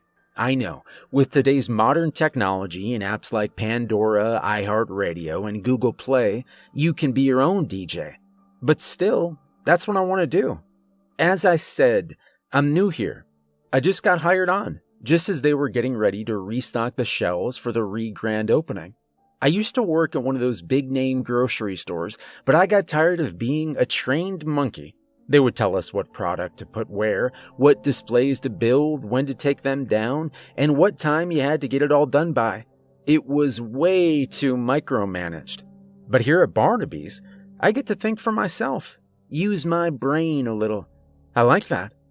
I'm not the only newbie here. There's Ryan, he replaced Tommy, who finally got his RN license and is now working full-time plus at the local hospital, so I've heard. There's Justin, he replaced Jimmy, who finally got his dream job of working at ASPCA full-time like he always wanted. Stuart told me that. There's a bunch of new deli workers, cashiers, produce help, stock crew. We were all in orientation together. That was the most boring 5 hours of my life. Then there's the new assistant manager, Catherine. She says to call her Kitty, but that's a different story. Steven told me that the old assistant manager fell in love with one of the carnies from the carnival last year and ran off to join the circus. Now, let me tell you, the new assistant manager could manage me any day. Yes, ma'am. Wait, what? Did I say that out loud? Never mind. Please don't call HR. Well, apparently she's real good friends with Mr. Barnaby, and he is one lucky man. I think she's the previous owner of this property, but that's a different story. I was talking to her the other day while trying not to drool on myself, and she said that since she had people to run her theater, she thought she would help Mr. Barnaby out for a little while. Even though the whole Indian burial ground thing still freaks her out. What Indian burial ground thing? I thought. With just one look at this place, you can tell that Barnaby's is a very old store. We don't have any of those big metal gondolas to display our product like big name stores do. Now, for those of you that don't know what a gondola is, it's a large metal fixture with adjustable shelving on both sides that's used in grocery stores, department stores, well, basically any store that has product to be displayed for sale. They're usually placed side by side, in rows about 10 feet apart, bolted together, as well as being bolted to the floor, thus creating aisle 1, aisle 2, and so on, like you would see in stores. Like I said, we don't have any of those. We have large freestanding bookcases placed back to back and side to side, creating our aisles. They're bolted together, but not to the floor, which makes no sense to me. Well, let me tell you what happened a few days ago at the grand opening. I'll pass this on to Mr. Barnaby the next time I see him. Now, this place was looking sharp thanks to the new investors. They completely funded the project to rebuild this place back to the way it was, including all the antique registers, cold cases, freezers, lighting, floors, all of it. That's what Winston told me. He's a church guy, so I don't think he'd lie. Well, there's a pair of brothers from New York. I believe their last name is Marconi, Macaroni, Rigatoni, something Italian, I don't know. Don't tell them I said that. They have a bunch of associates that follow them everywhere. They built a rather large room off the back of the store with a private entrance on the side and a door in the back room. No one, and I mean no one that works here, not even Mr. Barnaby, is allowed in that room unless you know the password, and there's always the same big fat refrigerator-looking guy with no neck standing at the door. Yeah, the kind of guy that you wouldn't want to meet alone in a dark alley. I have an idea as to what they're doing back there. I'm not stupid. I've seen Scarface 1,000,000 times. So yeah, say hello to my little friend. I love that movie. Well, back to the story. Like I said, this place was looking sharp. The floors were shining, the shelves were full, at least they looked like they were. It's something that people in the grocery business called fronting, but that's not important. We had a huge banner hanging right above the front entrance with the words "Re-Grand Opening" on it. Obviously. Candy was in the merchandising booth outside, giving away free t-shirts and keychains to the first 500 customers. We even had an actual radio DJ broadcasting the live event. I was so jealous. He let me do a live commercial spot and said he'd talk to the station manager about me. So, that was cool. It's a country station, but you gotta start somewhere, right? Well, there were balloons and streamers everywhere. Deli and produce were giving out free samples, and Jim from the meat room was outside grilling up hamburgers and hot dogs to sell to the customers. Breyers even donated 300 gallons of ice cream. They had a huge refrigerator truck set up on the side of the store, giving free ice cream away. It was mid-July, about 90 degrees outside. This place was packed. Mr. Barnaby was standing just inside the front door, greeting customers as they walked in, like a Walmart greeter would do. I was walking around asking customers if I could help them find anything, as was the rest of my crew. The Macarena brothers, or whatever the hell their name is, they weren't even there. Mr. Barnaby said they went to New York to pick up supplies. Right. Everyone was having a great time, until all the lights went out. There were a few seconds of total darkness before the security lights came on. Little kids started screaming and crying as their parents tried desperately to calm them down and leave the store. There was barely enough light to see your hand in front of your face. Mr. Barnaby, myself, and other employees started moving the customers up to the front of the store for checkout before the backup generators lost power as well. I checked the bathrooms for any lingering customers. That was a bad idea. I walked in and saw an old Native American guy in full headdress staring at the side wall in the handicap stall. He was glowing. "What the hell?" I said to myself. He turned to look at me. Our eyes met, and my vision started to get real blurry. I shook my head and blinked a couple of times, and he was gone. Vanished. Into thin air. What just happened, I thought? My mind raced back to the conversation I'd had with Catherine, where she mentioned the Indian burial ground thing. I started freaking out. You mean this place is haunted? I screamed like a little girl and ran out of the bathroom, and as I did, a foul stench hit the air. It hit my nose and stopped me dead in my tracks. I had to count backwards from 10 just to stop myself from throwing up. In the dim lighting, I could see several employees and customers begin to vomit on each other. Several fights broke out. People were throwing punches and vomiting at the same time. It was so disgusting, but in a cool way. It looked like a cross between Rocky and The Exorcist. I love that movie. When Linda Blair's character pukes that green stuff on that priest, yeah, that's the best part. Well, I stood there watching the fights. We're trained not to interfere, so I just stood there. After about 10 minutes, I couldn't stand the smell any longer and started to walk fast towards the front doors, trying not to get hit or puked on in the process. I soon realized I was walking in water. Aw man, I just paid $50 for these shoes, I thought. But seriously, I looked down. It wasn't just water. It was this nasty brown slimy liquid with chunks of sludge and what looked like, well, crap to be honest. And it was literally crap. That must be where the smell's coming from. The sewage pipes must have burst and it's now seeping up through the floor. I raised my head to see it quickly raising up through the tiles. All the fighting stopped as customers and employees realized what was happening and started screaming and running to the front door. They began slipping and falling in this mess. They were covered in sludge and slime and little pieces of toilet paper. You can call me a sick person if you want to, but I thought it was hilarious. Suddenly, we heard a low rumbling that intensified with every second that passed.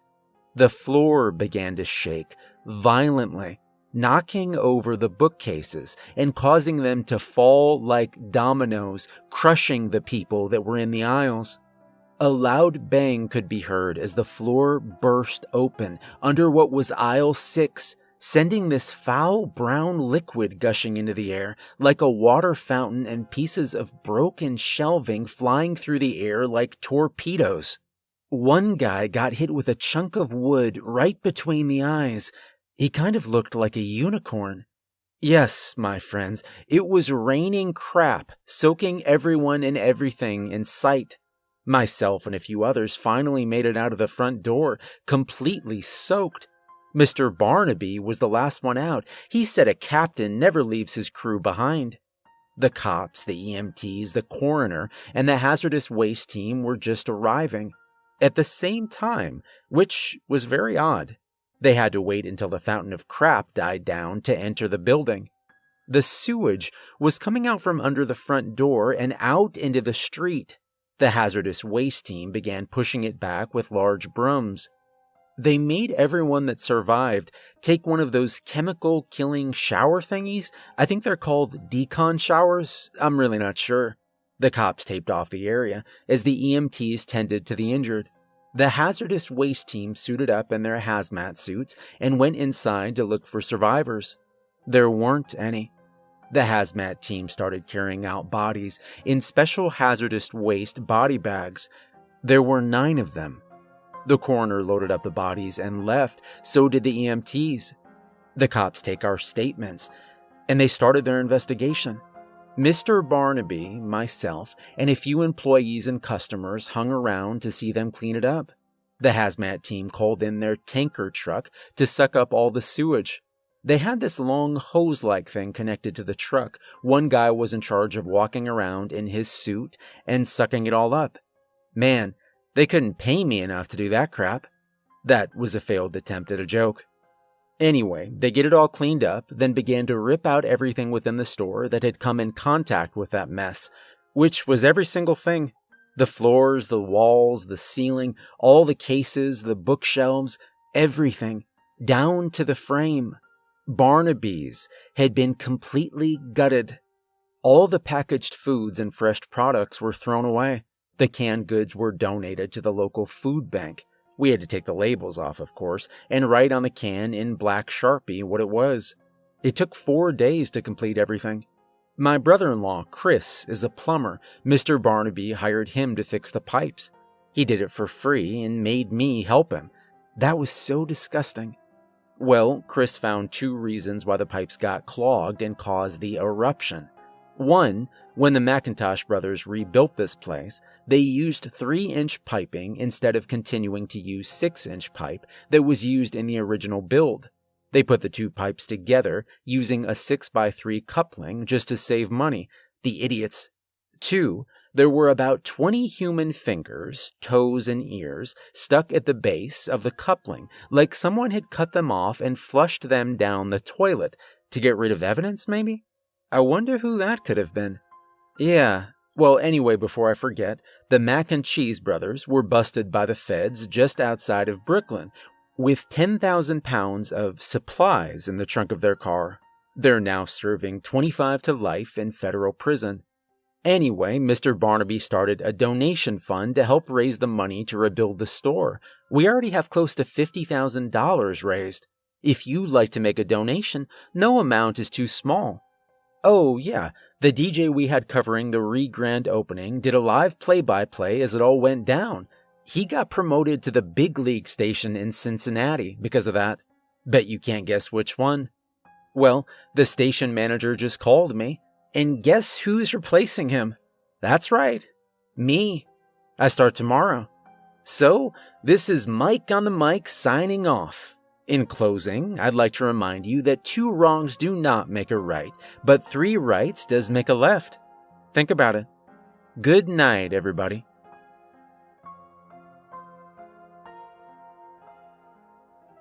There is no death, only a change of worlds. That's an old Native American quote that my grandmother taught me back when I was a child. I don't remember who said it, but that's what got me interested in ghosts, spirits, and things of that sort. My grandmother, on my mother's side, is a very spiritual woman, always holding seances, talking with the spirits, burning candles, things like that. I learned most of what I know about the spirit world from her. She turned 92 this year and has more energy than most 20-year-olds I know. That scares me sometimes. Hi, my name's Lily. Lily Sweetwater, and yes, I am Native American, half Cherokee on my father's side. My father, DeWitty, meaning David in English, is a 100% full-blooded Native American. My mother, Shannon, meaning Shannon in English, is a 100% full-blooded African American. That's a family joke. It's okay if you don't get it. I have a brother, Samus, meaning Thomas in English. He's a few years older than me, 6 to be exact. He chose to stay and live on the reservation along with my parents, about an hour away from where I live now. He's a deputy on the reservation's police force. They have a saying, what happens on the res stays on the res, and they mean it. The laws are different there. Now, for those of you that don't know what a reservation is a piece of land managed by a federally recognized Native American tribe, such as Cherokee, Cheyenne, etc., rather than being managed by the state for which it's located in. There are about 326 reservations in the United States, give or take, mostly located in the western part of the country. The reservation I am from is a Cherokee reservation. Well, back to the story. Where was I? Oh yeah, when I turned 18, I'm 32 now, I decided that I wanted to see what life was like off the reservation. So I went to my parents and asked their permission to leave the reservation and live on my own. They agreed under one condition, that I don't leave the state. That seemed kind of odd, but it's a fairly big state, so okay. I agreed to the condition. I'd been saving my tips and wages working as a waitress at the Red Horse Bar. That's a bar on the reservation. I had a pretty good amount saved up. I packed up what little belongings I had and moved out. I had to quit my job since I was moving off the reservation, therefore I couldn't work there anymore. Reservation law says if you don't live here, you can't work here. Well, my brother gave me a ride. We drove for a while, till I saw a sign that said room for rent. He stopped and I got out to speak to the homeowner. I rented a small basement apartment from a nice lady named Candy, and I've lived there ever since. You remember Candy, right? She has a very friendly and very big dog named Buster, but that's a different story. Candy and I get along great. When I first moved in, she knew I was looking for a job and offered me a cashier position at the grocery store she worked at. Well, when it opened back up, that is. Some place called Barnaby's, a very old store, as she put it. Apparently, they had a sewer pipe break a while ago and the whole place had to be gutted, but that's a different story. I gladly accepted the job. She said that they just about had it finished and that it should be open in about a month or 2. She also said I'd have to meet the owner, Pat, as he likes to meet all the new hires personally. She called Pat and set up a meeting for the next day at 1 p.m. That meeting would change my life and Barnaby's forever. Well, the next day came. I got up, showered, and got dressed in a nice pair of jeans and a blouse, ready for the meeting with Pat. We hopped in her van, as I didn't have a car yet, and made our way to the store. I asked her if we could stop at the coffee shop across the street from the store for some coffee. Real coffee, not that mocha, choca, frappa, kappa crap. Actually brewed coffee. I told her that I'd buy, and she agreed. Candy got an energy drink, and I got an extra large black coffee. You see, growing up on the reservation, we couldn't really afford such luxuries as cream and sugar, so I learned to drink black. The cashier really creeped me out. She had these really weird-looking green eyes, but that's a different story. We got our drinks and got the heck out of there. We arrived at the store shortly after. Now, Candy was not kidding when she said that Barnaby's is a very old store. It's a decent size, all-brick building. There's no big glass picture window in the front of the store, like the big-name stores have. There are, what looks like, 2 house windows on either side of a wooden door, painted white with the paint peeling off. There are no other windows in the whole place. However, there is a rather large room off the back of the store with its own entrance door. You can tell that it's an add-on, as it has aluminum siding rather than being brick. We walked inside. The air was thick and heavy. I could tell something was going on there. An older gentleman walked up to Candy and gave her a hug. They talked for a few minutes about everything that was going on with the store. I overheard him say that one of their regular customers, a man called Donovan Mitchell, but that's a different story. Apparently he works for the governor of the state, and he convinced him to declare Barnaby's a historical landmark because of its history and all. Therefore, it could never be torn down. Barnaby's will live forever, I heard him say. He also said that the state pitched in the rest of the money that it would take to complete the renovation. A loud bang was then heard throughout the store. Candy, the old man, and everyone else turned to look in the direction of the sound. "Not again," I heard him whisper to himself. Suddenly, one of the guys up on the scaffold, doing drywall, yelled out, "It's okay, everyone. I just dropped my drill. Nothing to worry about." Everyone sighed in relief. I just stood there confused. Candy then introduced me to the man. "Lily, this is Pat Lilly." He extended his hand as a greeting. I extended mine to meet his. As my hand touched his, I suddenly became very lightheaded and dizzy. I started to hear various war cries of Native Americans preparing for battle, all at the same time. It was like they were trying to tell me something. I quickly pulled my hand back and covered my ears to drown out the noise, dropping my coffee in the process. Speaking of coffee, I'm gonna go make some right now. Hold on a sec. Okay, coffee's going, back to the story. I began to shake and thrust my head all around, my long hair hitting Pat and Candy directly in the face. I began screaming like a lunatic as I ran out of the store. Once outside, the voices stopped. I put my hands down to my side, turned and gave a what the freak stare at the building. Both Candy and Pat came running to my side, asking if I was okay. Shaken and a little distraught, I asked Pat if anything weird ever happened here, and if he knew anything about this land. He laughed, "You're not gonna believe it" laugh. He then invited Candy and I to have a seat in his bus so we could talk. That was the craziest looking thing I've ever seen in my life, but that's a different story. Candy and I sat on the futon while Pat in the doorway. He proceeded to tell me about every single thing that happened here, as much as he could remember, that is. The chicken fryer incident, the body parts in the trash, that freak storm, the black shadows, something to do with a Pepsi truck, and many other things.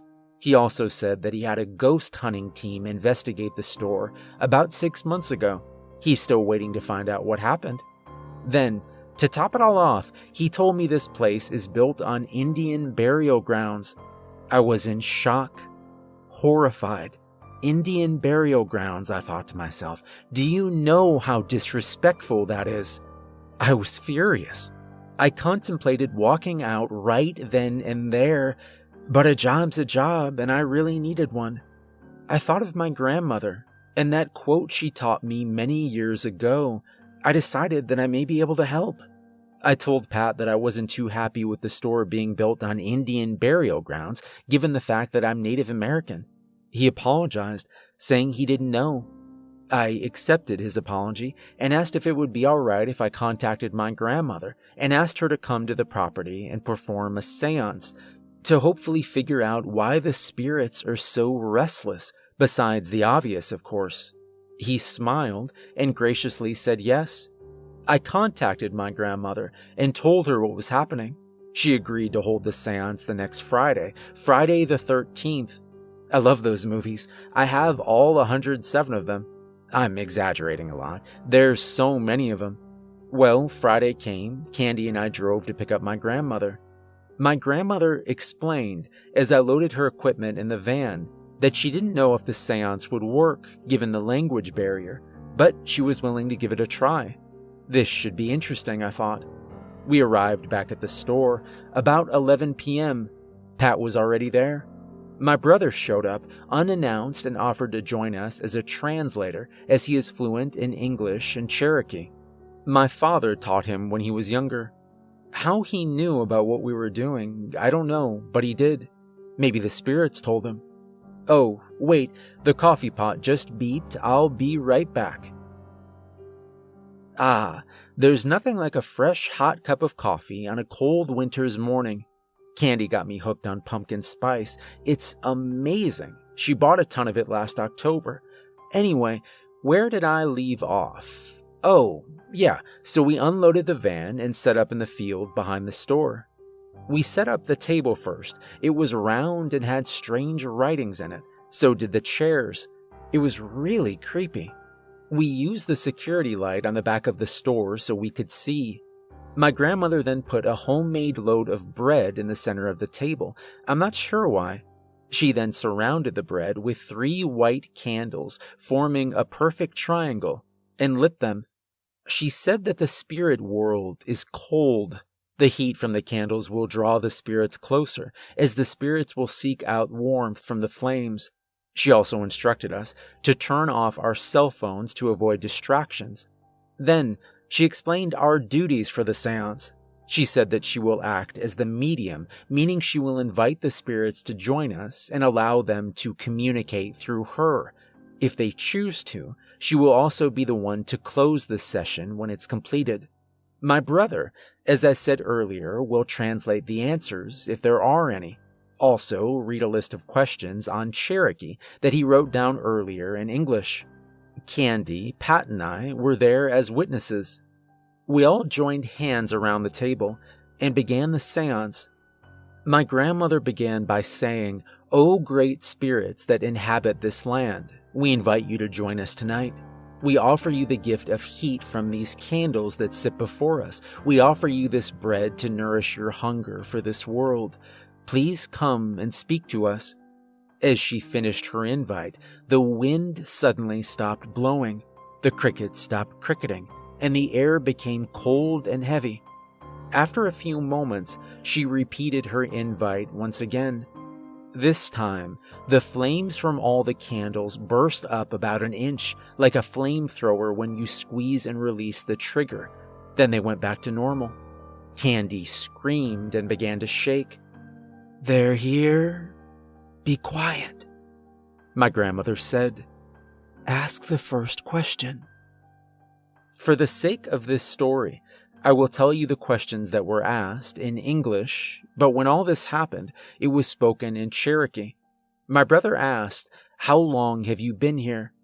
Suddenly, we heard rustling in the trees. We all turned our heads to look. The wind started blowing again, hard, so hard that it thrusted our heads all around. We were all fighting to stay upright. Somehow the candle stayed lit, but the list of questions blew away. Through the whistling of the wind, we heard a disembodied voice saying, "Mani moonies." "Many moons," my brother said. "That means many moons." Holy crap.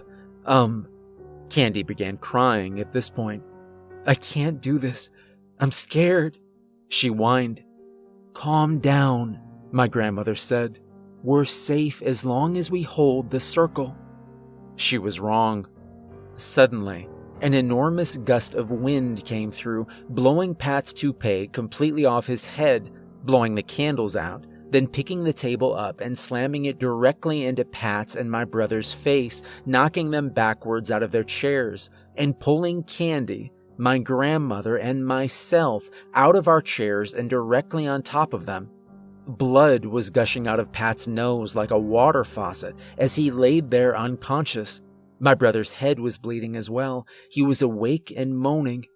"Do not break the circle," my grandmother yelled. The chairs and tables that were lying on the ground began to levitate in the air, took flight, and slammed hard into the back of the store and the security light, causing it to explode. Sparks went everywhere. We were now in total darkness. Candy was screaming at the top of her lungs. "Shut up," I yelled at her. She finally stopped and began whimpering like a wounded animal. Just then, a dim yellow light began to rise from the ground, through the grass, covering the entire field and the 5 of us as well. The sound of tom-tom drums began echoing through the night, getting louder as each second passed. The ground started to shake, and transparent images of Native Americans began to rise from the ground. There were men, women, and children slowly rising from the dirt and grass. I got the feeling like I just walked through a spider web as I actually watched a spirit rise directly through my body. I watched as they rose through all of us. I will never forget that moment for as long as I live. My grandmother then screamed, louder than I've ever heard her scream, "What do you want?" My brother mumbled the translation. Just as he finished his sentence, everything stopped.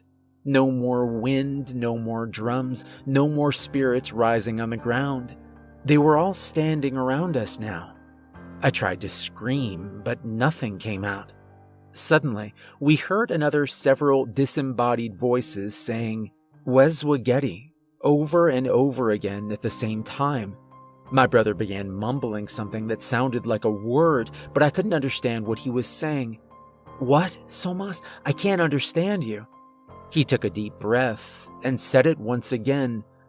"Respect. They want respect," he said in a groggy voice. My grandmother then said, "I close this circle of communication and thank you all for joining us tonight. You may now break the circle." I immediately grabbed my phone out of my pocket, turned on the flashlight, and went to go check on Pat. I shook him a couple times, and he woke up, completely unaware of the events that happened. Dazed and confused, he sat up slowly, blood caked to his face. My grandmother and my brother both sat up and said they were okay. Candy, however, was lying in the fetal position, crying and shaking uncontrollably. I called 911 and said that there had been an accident and to send an ambulance. The ambulance arrived and attended to Pat. They called the second one for Candy. They gave Candy a mild sedative, loaded her into the back of it, and took her to the hospital for an overnight stay. She was released the following morning. Pat, however, was treated for severe head trauma, taken to the hospital, and stayed there for a week and a half. My brother had to drive my grandmother and I back home. Candy picked up her van a few days later. Once Pat got out of the hospital, I called him and told him exactly what happened that night. I also asked if it would be possible to use that room off the back of the store as a memorial or tribute to the Native American community, for which I would have full control over. He graciously agreed. I contacted several people from my old reservation about donating items to the memorial: books, old Indian arrowheads, clothing, things of that sort. The response was overwhelming. I got a ton of stuff. They finally finished the store, as well as my memorial room, and the store opened back up soon after. The activity has died down a lot, so I've heard. You still see an occasional sighting or two around the store, but nothing too serious.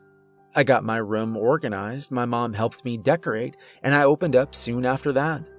I hired one of the waitresses from the bar I used to work at to cover the night shifts. She's a friend of mine, so that works out well. My father, my brother, and several older people from the reservation often make random trips here to donate their time, taking pictures or answering questions that anyone might have.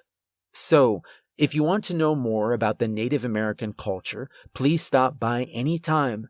We're open 7 a.m. to 9 p.m., Monday through Saturday. There's no charge to enter, but donations are accepted. Oh yeah, we never did find Pat's toupee. My name is Jack Higgins. I never believed in ghosts until I came toe-to-toe with one. So I set out on a journey to record what I once witnessed onto video, along with my good friend Rick Koff and a guy we met at Taco Bell, Darren Baldwin. Together, we will travel to the most creepiest, craziest, and spookiest places in the state in an attempt to capture evidence of the paranormal. These are our ghost ventures. That was the intro to our ghost hunting web series. Yeah, I know, it sounds a lot like that other ghost hunting show on that cable network, but that's strictly coincidental. It's a good show, well, at least it used to be. Hi, my name is Jack. I was the lead investigator for the Ghost Ventures crew, and if you noticed, I said was. We don't ghost hunt anymore. Hell, we don't even talk anymore, and I'll tell you why. Let me sum it all up in one word, and that word is Barnaby's. Yeah, that place is off the charts. I mean, anyone that would step foot in that place, willingly, needs to have their head examined twice. We've done investigations at abandoned schools, run-down churches, a couple cemeteries, and even falling down dilapidated buildings. We've caught EVPs, felt phantom cool spots, and had some personal experiences, but nothing like we experienced at Barnaby's. Now, as part of the agreement we made with Mr. Barnaby when we investigated that place, was that if any weird or strange things happened, we would write them down in story form and give it to him in exchange for letting us investigate the store for free. That place messed my head up so much that it took me 3 years and lots of therapy just to be able to even write this. But I will remember that night vividly until the day I die. So, here goes. I'll mail it to him later. Well, I first found out about that place through a conversation with my neighbor. Apparently my neighbor's daughter's ex-boyfriend's sister got a dog from a guy that worked at the ASPCA and Barnaby's as well, but that's a different story. Well, they became friends and he told her all about the crazy stuff that happened at Barnaby's. She told her brother. He told my neighbor's daughter told her father, and her father told me. Did you follow all that? Good. I did some research and found out that yes, there was a very old grocery store called Barnaby's a few towns over. Newspaper articles revealed that all kinds of horrible events and freak accidents happened at that store, and the store was built on Indian burial grounds. That's what got me interested in investigating that place. Sure, we've investigated cemeteries before, but Indian burial grounds, that's on a whole different level. I looked the place up on Google Maps, got a phone number and the directions to the store. I called the phone number and talked to a very nice man named Pat, who graciously agreed to let us come and investigate his store that Saturday night at 9. Pat agreed to meet us Saturday afternoon to do some interviews and to get some pictures to use in the show. I called Rick and Darren and told them that I found an old grocery store to investigate. I didn't mention Indian burial ground thing. They were excited and looking forward to going. Anyway, Saturday came. Darren borrowed his aunt's minivan as he always did, since none of us had a car. He picked up Rick and we all met back at my house before heading to the store. Now, we were in no way a professional ghost hunting team. We didn't have any real equipment like the big name teams do. We used our old iPhone 5s as cameras, using a night vision app, and also used it to capture EVPs. That's it. For those of you that don't know what an EVP is, it stands for Electronic Voice Phenomenon. It's believed to be voices of spirits speaking to the living unintentionally, meaning a random word or phrase spoken for no apparent reason, or intentionally, such as someone asking a question and the spirit responds with an answer. But be careful. Some spirits are not nice. We all hopped in the van and made the hour drive to Barnaby's. Just as we were pulling into the parking lot, out of the corner of my eye, I saw 3 little Native American boys, about 8 or 9 years old, standing on the sidewalk outside the store. I turned around and told Rick to get a shot of that. He replied, "A shot of what?" I turned back around and they were gone. "No freaking way. They were right there," I said, pointing to the sidewalk. "Who?" Darren asked. I just shook my head. We parked the van and got out. If I knew then what I know now, I would have gotten back in that van and never stepped foot in that store. I walked over to the spot where I saw the kids and found 3 small eagle feathers on the ground. I was totally freaked out at this point. I just left them there. Rick and Darren went to knock on the door soon after, and an older man emerged from inside the store and introduced himself as Pat. We all shook hands and introduced ourselves. I told Pat about the 3 kids that I saw, and he started tapping his toe and clapping his hands and said, 1 little, 2 little, 3 little Indians. You know, that old children's nursery rhyme. Then he chuckled to himself. Okay, then, I thought to myself, this guy's a few sandwiches short of a picnic. We conducted our interview, and he told us about all the crazy things that happened there and gave us some history on the place. He also told us that the store was being remodeled and to be careful of hanging wires, loose floorboards, and things like that. Also that the electric had been shut off since it was the weekend, and that the construction crews would not be back till Monday. He offered to let us go inside and look around to get familiar with the place, but we wanted to wait until our investigation, the element of surprise and all. We ended the interview about 5 p.m. and he handed me a key to the store just in case. We still had a couple hours before it was time for us to investigate. We decided to go see a movie. We passed a movie theater on the way to the store and we decided to head there. The new Stephen King movie was out. I am a huge Stephen King fan. I have all his movies, most of his books, and lots of his short stories on audiobook. Anyway, we met a very nice and very attractive lady named Catherine at the movie theater. We told her that we were investigating Barnaby's that night and asked if she knew anything about the place. She told us that she was the previous owner of the property, but that's a different story, and that now she was the assistant manager, well, as soon as it opens back up again. We offered to have her come and investigate with us, but she declined, saying she didn't want to spend any more time in that place than she had to. Now, I understand why. When the movie was over, it was a great movie, by the way. I'll have to add it to my DVD collection when it comes out. We then headed back to the store for our investigation. We arrived back at the store just as the thunderstorm was fast approaching. Pat was nowhere to be found. I found that odd. We found a note on the door saying he had to tend to an issue at a property he just sold. The note also said it was okay to start investigating. I pulled the key out of my pocket, took the note down, unlocked the door, turned the night vision apps on, and went to enter the building. Just as I opened the door, a loud lightning crash hit, lighting up the sky and scaring the hell out of the 3 of us. Heavy rain started falling soon after. We practically pushed each other into the store. Once inside, that place was creepy as hell. The air was thick and heavy, almost suffocating. The floor cracked every time you stepped on it. Half the walls were put up. The other half was just wooden beams, wires hanging from the ceiling, and construction equipment laying everywhere. We walked around together for about an hour, just filming and getting a feel for the place. Nothing really happened.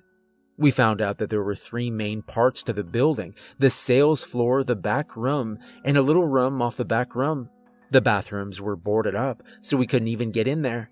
So, we decided that since there were 3 areas and there were 3 of us, that we would investigate each area by ourselves.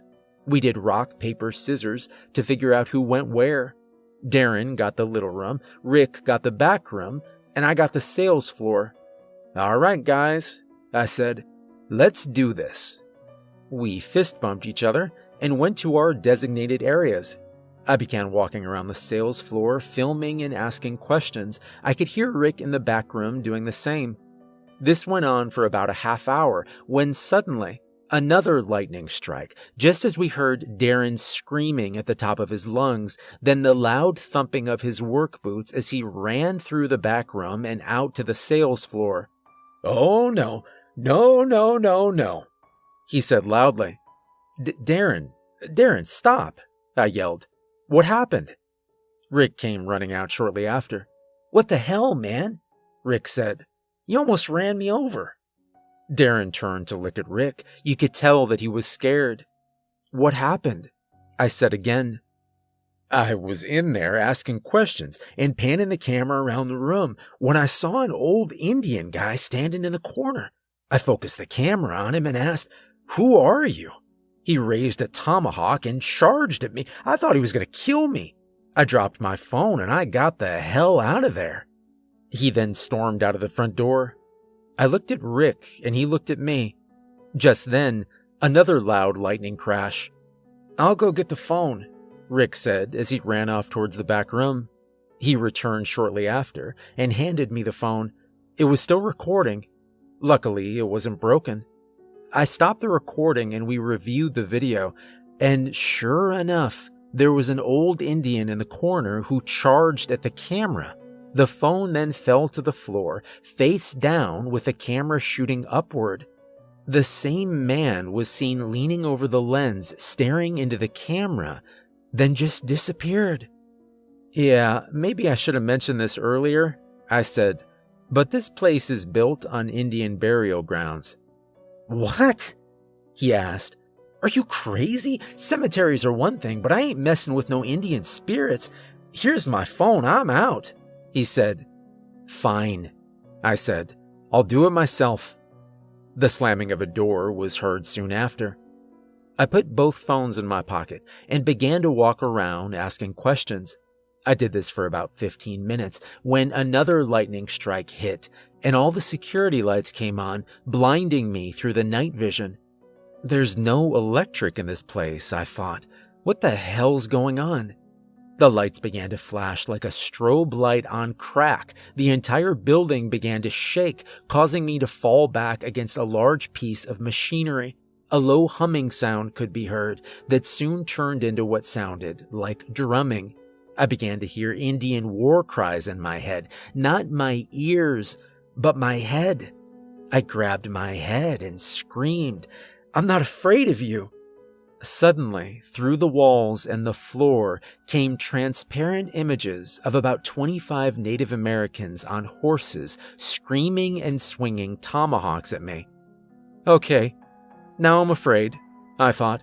They're trying to kill me.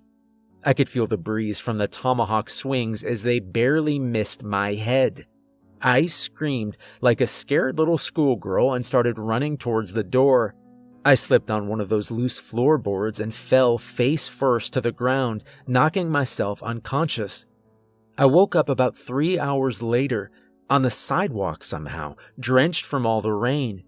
It was 3:17 in the morning, the witching hour.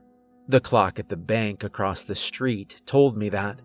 I slowly get to my feet, looked over to my right, and saw the same 3 little Indian boys standing there, just like before. They were completely dry, even in the pouring rain. I screamed again and ran to the side of the building to get in the van, but it was gone. They left me there, and I never saw those guys again. In retrospect, I don't blame them. Another lightning strike scared me half to death, so much that I began to run, screaming down the middle of the road. Thankfully, there were no cars out that late. I finally stopped running and screaming and called my neighbor. He was kind of upset, but he agreed to come get me. I waited across the street at the bank until he showed up. That was a fun ride home. Anyway, I mailed the key back to Pat. Now, after that night, I couldn't sleep, I couldn't eat. All I kept thinking about was those Indians attacking me. I saw them everywhere I went, out of the corner of my eye, at work, at the gym, even in my own house. I called the therapist about it a week later, and I've been seeing her 3 times a week for the past 3 years. I don't even look at any of the footage. I just threw all the phones away, and I never ghost hunted again. I just couldn't do it after that. I heard that Darren got a job as a camera operator for the UFC and is making a pretty good living at it. I heard that Rick took up plumbing, continued to ghost hunt, put on another team investigation, and got a sweet television deal on a cable network. Good for him. And me, well, I just moved into my new apartment. My neighbor's name is Nick, but that's a different story.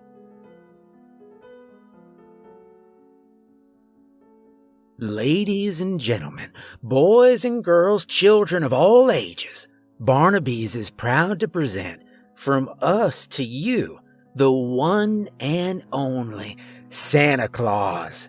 That's right, Santa Claus will be here at Barnaby's December 21st through the 24th from 8 a.m. to 7 p.m. So stop on by and visit Santa's little workshop located in the field behind the store and take home your free, that's right, free picture of your child or yourself with Santa Claus.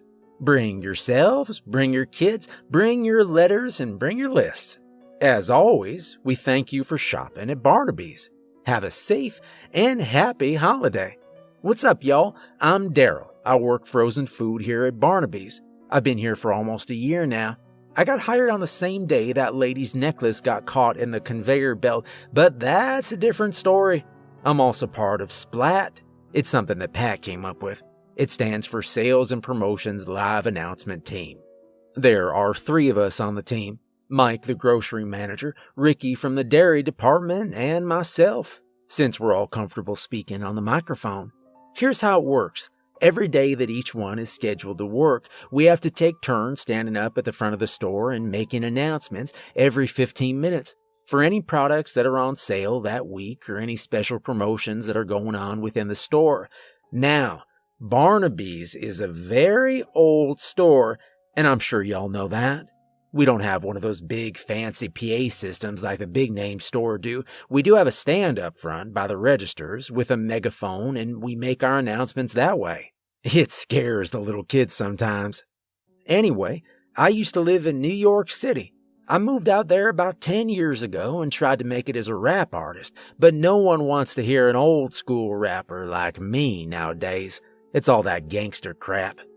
Anyway, the other day, I was sitting in my car on break, listening to Bring the Noise by Anthrax and Public Enemy. I love that song. I like it better than the original. Anyway, Ricky apparently heard me playing that song. He came over and started stomping in place and headbanging, screaming, "Not," right in front of my car. I just looked at him like he was crazy. What the hell is this fool doing? I thought. I got out of my car, mid-December, freezing my butt off, and yelled, Ricky, stop. What the hell are you doing? Man, I love Anthrax, he said. My band covers some of their songs in our set. Play it again, man. Okay, I said, but don't do that anymore. It's scary. Get in the car. It's cold out here. He got in, and we started talking as the song played, and come to find out, he plays guitar in a heavy metal cover band, but that's a different story. Anyway, I told him that I was a rapper, and he suggested that I meet the band and said that we should do our own rap metal song and make it about Barnaby's. I'm down with that, I said. I just started writing my rap part of the song. You want to hear it? Okay, it goes a little something like this. B to the A, RNA to the B to the Y. My friend, we're Barnaby's grocery store. You'll pay less and get a whole lot more. You never know what's going to happen. That's what makes it so exciting, you know, what we say about us being haunted, cursed, and all that stuff. Well, it's true, but what you going to do? We're the only store in town, and you got to have food. That's all I got so far. It's kind of whack, but it's a work in progress. Anyway, enough about me, on with the story. Now, Pat is big on Christmas. And when I say big, I mean really, really big. Last year, and every year before, so I've heard, he would dress up like Santa Claus and hand out candy canes, take pictures with the kids and their parents in his little workshop out back. He also made everyone that worked here at the time dress up like elves, complete with a hat, red and white striped leggings, the vest, and little bell booties. Well, except for Catherine, the assistant manager. She dressed up like Mrs. Claus. Yeah, those two are like pencil and paper, if you know what I mean. They try to keep it on the down low, but it's obvious to everybody. Now, not everyone looks good in an elf suit. I, for one, look like Homie the elf, and Homie don't play that. But a job's a job, and Pat pays me bank, so I did what I had to do. On the other hand, some people look really, really good in an elf suit, like Lily, the Native American woman that runs that memorial place out back, but that's a different story. Yeah, I'd like to find her under my Christmas tree. Anyway, Pat had to have been collecting Christmas decorations since the 1940s or something. It was off the hook how much stuff he had. Plastic Santa Clauses, giant nutcrackers, blow-up reindeers on the roof, icicle lights, candy cane fences, snowmen that danced, and about 25 Christmas trees, all with different colored lights and ornaments among many other things. If you named it, he's probably had it. There was stuff everywhere, outside and inside the store. There were wreaths hanging from the ceiling, garland draped all over the registers, and Christmas bows on all the shopping carts. It was crazy. One of the former employees, named Jimmy, who works at the ASPCA, but that's a different story. Anyway, he knew a guy that ran a reindeer farm. He brought down 8 tiny reindeer and a little guy with a plastic red nose for the kids to pet and take pictures with. They were set up in a fenced-in area next to the workshop, and they slept there all night. Jimmy slept with them. Now, I'm an animal lover myself, but that guy is on a whole different level. There was even a huge life-size nativity scene on the other side of the workshop. After all, that is the real reason for the season. Anyway, Pat would start the day after Thanksgiving and spend the next month setting it all up. He kept it all in 4 huge storage units down the street. That's how much stuff he had. He asked for volunteers, but most people volunteered before he even asked. Some people from town volunteered as well. I helped decorate the inside of the store. Those reindeers really creeped me out. They kept looking at me funny, like I was their dinner or something.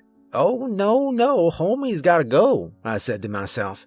I did find out later that reindeers love fruitcake, but that's a different story.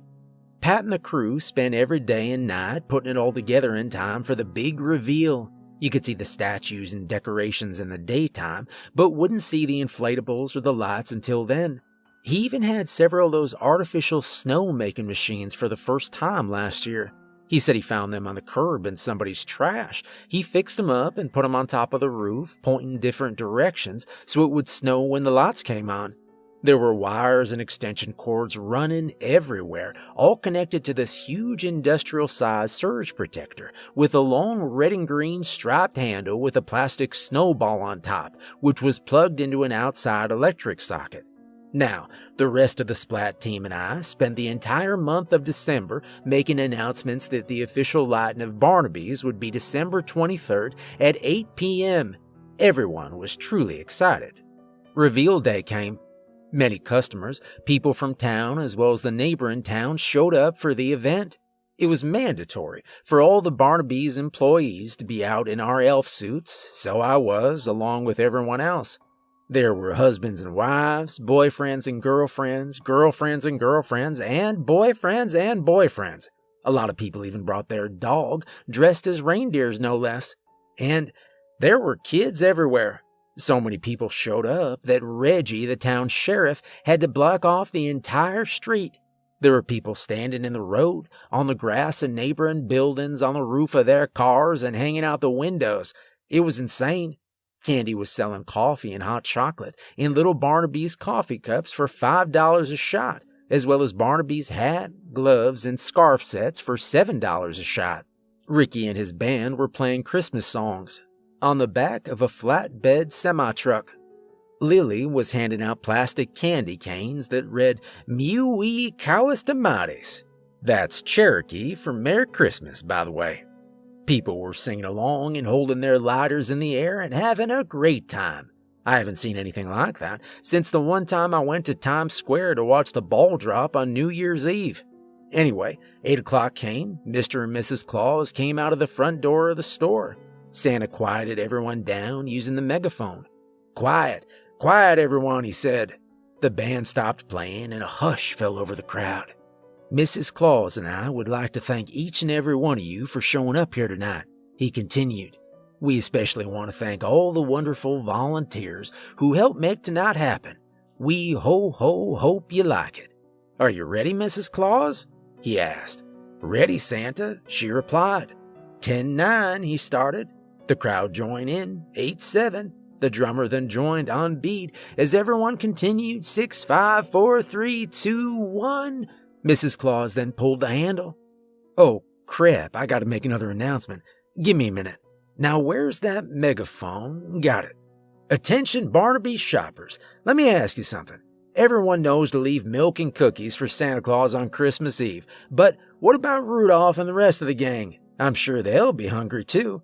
Now you may ask yourself, hey self, what do reindeers eat? Well, here at Barnaby's we have the answer. It's corn. No, not that 90s rock band corn. They won't taste very good. It's fresh, delicious, wholesome corn on the cob. That's why, right now in our produce department, you can take home 5 ears of corn for just $1. That's right, not 3, not 4, but 5 ears of corn for just $1. Man, you can't even buy a decent cup of coffee for $1 anymore. So, stop on by and pick yours up today, and make Rudolph and the rest of the gang very happy, or they might just leave some unwanted presents on your front lawn, and you don't want that. I'm gonna go get mine right now. I'll see you over there. As always, we thank you for shopping at Barnaby's. Have a safe and happy holiday. Okay, now that that's over with, back to the story. Anyway, Mrs. Claus pulled the handle. Barnaby's lit up so bright that I swear you could see it from space. People began shielding their eyes from the light. It was that bright. Seconds later, they removed their hands from their eyes and started clapping and chanting, "Barnaby's, Barnaby's, Barnaby's. Merry Christmas, everyone," Santa said. The crowd began pointing and smiling at all the different decorations as they began filtering out of the property, amazed at the sights as the snow machines created snow that filled the air. There were blinking multicolored lights boarding the entire building, as well as the doors and windows, even the candy cane fence, the reindeer pen, and the nativity scene. A giant blow-up Santa and reindeer team on the roof, mechanical snowmen, various sized decorated Christmas trees, and even a film projector showing the claymation classics on the west wall of the building, among many other things. Ricky and the band began playing more Christmas songs as Santa and Mrs. Claus began mingling with the crowd. It was quite a presentation. I was impressed, and I don't impress easily. Everything was going great. Until suddenly, several loud bangs were heard, one right after the other, hushing the crowd and stopping everyone in their tracks. Thick black smoke and sparks began to pour out of snow machines as they began to shake and shoot large chunks of ice directly into the crowd. People began running for their lives and screaming. Ricky and the band hopped in the cab of the truck to take cover. Jimmy let the reindeer out of the pen, and I kid you not, they all began to fly through the air and landed on the roof of the bank across the street. Jimmy ran into the woods behind the store. Candy hid behind the empty propane tank at the back of the building next door. I hid behind Pat's big Barney bus and peeked my head around to see what was going on. Several people got hit in the head and face with the ice chunks, causing them to fall to the ground, dead, as the crowd trampled over their bodies, blood pouring from their skulls. Several teenagers grabbed the large candy canes and began to play baseball, hitting the ice chunks in all different directions. What the hell's wrong with these people, I thought. The baseball game was short-lived, though, as the speed of the chunks rapidly increased and overtook the players. They quickly ran for cover. Just then, every single snow machine exploded at the same time, shooting large pieces of burning hot metal and flames into the air. The metal pieces came soaring through the sky like frisbees on speed, slicing, cutting, and severing people's arms, legs, and heads. Mangled bodies, severed body parts, and blood was everywhere. One guy got hit directly between the eyes, cutting halfway through his skull. He looked like something out of a punk rock concert. Blood began pouring out of his skull as he fell face first to the ground, knocking over a mechanical reindeer and driving the piece of metal completely through his skull. It was so disgusting. The flames caught the blow-up Santa on fire, as well as all the other decorations on the roof. I started yelling, "The roof! The roof! The roof is on fire! We don't need no water! Let the—" You know the rest. Well, maybe you don't. The decorations began falling from the roof, landing on the ones on the ground, catching them on fire as well. The fire spread quickly until every decoration, ornament, and tree was engulfed in flames, as well as the dead bodies that lay in the ground. Let me tell you, the smell almost made you want to puke, and some people did. The smell of burning plastic and burning flesh is a smell you will never forget. The fire consumed everything. Except for the nativity scene, the fire seemed to go completely around it, like it was protected by an invisible shield or something. And maybe it was. Someone, somewhere must have called the fire department as they showed up and put the fire out before it could reach the woods out back. It took them about 45 minutes to do so. The police arrived to help control the crowd, take statements, and send everyone home. The ambulances arrived and tended to the injured, and the coroner came to remove the dead bodies and body parts. 27 people died that night. Thankfully, all the employees, Mr. and Mrs. Claus, and all the reindeer were accounted for. They had to get a large crane from the construction site down the street and a large animal harness from a neighboring farm to get the reindeer off the roof. Why didn't they just fly down, I thought. Things that make you go, Ricky and the band landed out of the cab of the truck and stared at all the damage. Ricky screamed out, "Rock and roll!" Everyone just stared at him as he slowly walked away. Candy climbed out from under the propane tank, found Lily, and they just left. Jimmy ran back from the woods and helped remove the reindeer from the roof. I went to the bar in my elf suit, and I had a drink. I'm lying. I had a lot of drinks. Anyway, the following morning, Christmas Eve, Pat, Catherine, Candy, Ricky, Lily, and myself, as well as many other employees and townspeople, came to the store to assess the damage and clean up the mess. Pat just stood there in shock, mumbling to himself. I kind of felt bad for him. We all gave him a group hug, and that brought him back to senses. Now, to everyone's surprise except Pat's, the store was fully intacted. Everything except the doors and windows. The inside of the store was, for the most part, untouched. Pat then explained that there's a reason he decided to leave the store of an all-brick building with a flame-retardant roof and flame-resistant siding on Lily's memorial room. Bricks don't burn. We replaced the windows and the doors in no time. Thanks to Bob from the hardware store down the street. He came in on Christmas Eve to help out with any supplies that were needed. Thanks, Bob. Anyway, we cleaned up the trash and debris around the property, put it all in heavy-duty trash bags, and tossed it in the dumpster next door, with permission, of course. Pat then sent everyone home to spend time with their families and reopened the store December 26th at 7 a.m. This year, several employees, including myself, and many of the townspeople gave some of our Christmas decoration to Pat to help rebuild his collection. It's nowhere near what he used to have, but you gotta start somewhere. So, if you'd like to donate any of your Christmas ornaments and decorations to the store, please send them to Barnaby's 666 Dead Man's Lane, Nowhere, USA. Dang, it's time for another announcement. I gotta go, y'all. Merry Christmas. I can fix it. I can fix anything, even if I can't. That's what I tell myself, and everyone else, as a matter of fact. Hi, I'm Bill. I'm the maintenance guy here at Barnaby's. I used to be a fire marshal few towns over, but I resigned shortly after investigating a fire that happened here years ago, 2 days before Christmas. But that's, never mind, you get the idea? I became totally obsessed with this place after that. I would purposely drive out of my way on my way to work just to drive by here. On my days off, I would park my car in the parking lot of the bank across the street and just stare at this building for hours. I'd even dream about it at night. It was really bizarre.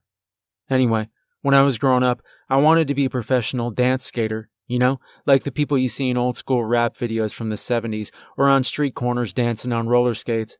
Yeah, I wanted to do that for a living. But sometimes life has other plans. Now, I just hang out at the local roller rink every weekend, Monday and Tuesday nights as well as Friday nights. The music nowadays kind of sucks, but at least you can dance to it. Kind of. Anyway, let me tell you something. I decided to stop by the store one day for some Band-Aids, gauze pads, and peroxide. Some say I'm accident prone. I don't really see it though. I talked to Pat, the owner, and he said he was looking for a maintenance guy. I thought, here's my opportunity. As I am fully trained in plumbing and electrical. Yeah, right. I have no idea what I'm doing.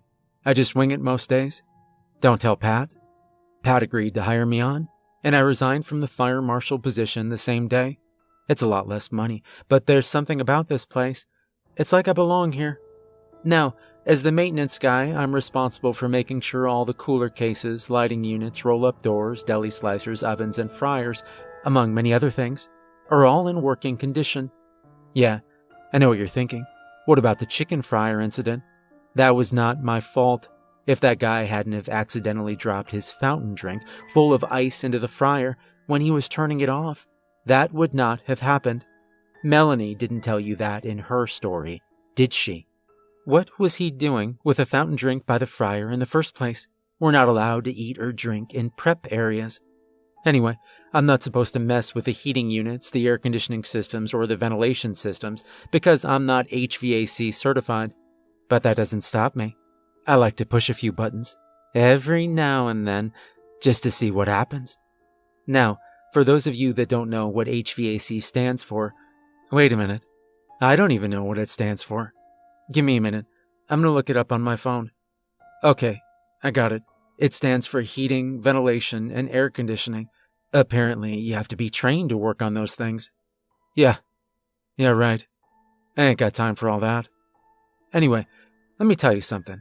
Barnaby's is a very old store. We don't have one of those nice, fancy, digital temperature-controlled water heaters like the big-name stores do. No, we still have a boiler. That's right, a boiler. In the basement. Yes, there's a basement. It's not a full-size basement, though. More like a 10 by 20-foot room below the store. The entrance to the basement is between both bathroom doors, by the cash office at the front of the store. Now, for those of you that don't know the difference between a water heater and boiler, you're going to have to look it up for yourself. I got a story to tell. Now, the basement is off limits to the normal employees, but not me. I've never been normal, and I like it that way. But seriously, only Pat, myself, and the HVAC guys are allowed down there. Now, let me tell you something. The basement is creepy as hell. I love it. It's cold, dark, musty, noisy, and smells like decaying mice and foot sweat. I told you I wasn't normal. The walls are made of cinder blocks. The floor is made of exposed concrete, and the ceiling is made of metal, with various sized water pipes running along it that leak on occasion. There's the boiler, all the compressors, fuse boxes, and a fold-out cot down there. Why a fold-out cot, you ask? Well, you see, I live in the basement. It's really not that bad, once you got used to the noise and the smell. I have electric and heat. There's a laundry tub with a working water faucet for when I need to wash up, and a 5-gallon bucket with a lid on it for when I have to use the bathroom late at night when the store's closed and the alarms are on. I've got a microwave, a coffee pot, a CD player, and a portable DVD player. Plus, I live at a grocery store, so I've got all kinds of food whenever I want, as long as I pay for it on payday. Anyway, it was about 5 years ago, on a Tuesday, the end of August, around 2:30 p.m. I was down in the basement, on break, crocheting a blanket for my mom. Don't you laugh at me. Rosie Greer does needlepoint, and he was the fiercest linebacker in the NFL at one point. You wouldn't laugh at him, would you?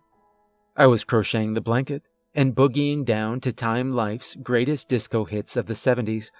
I love disco music.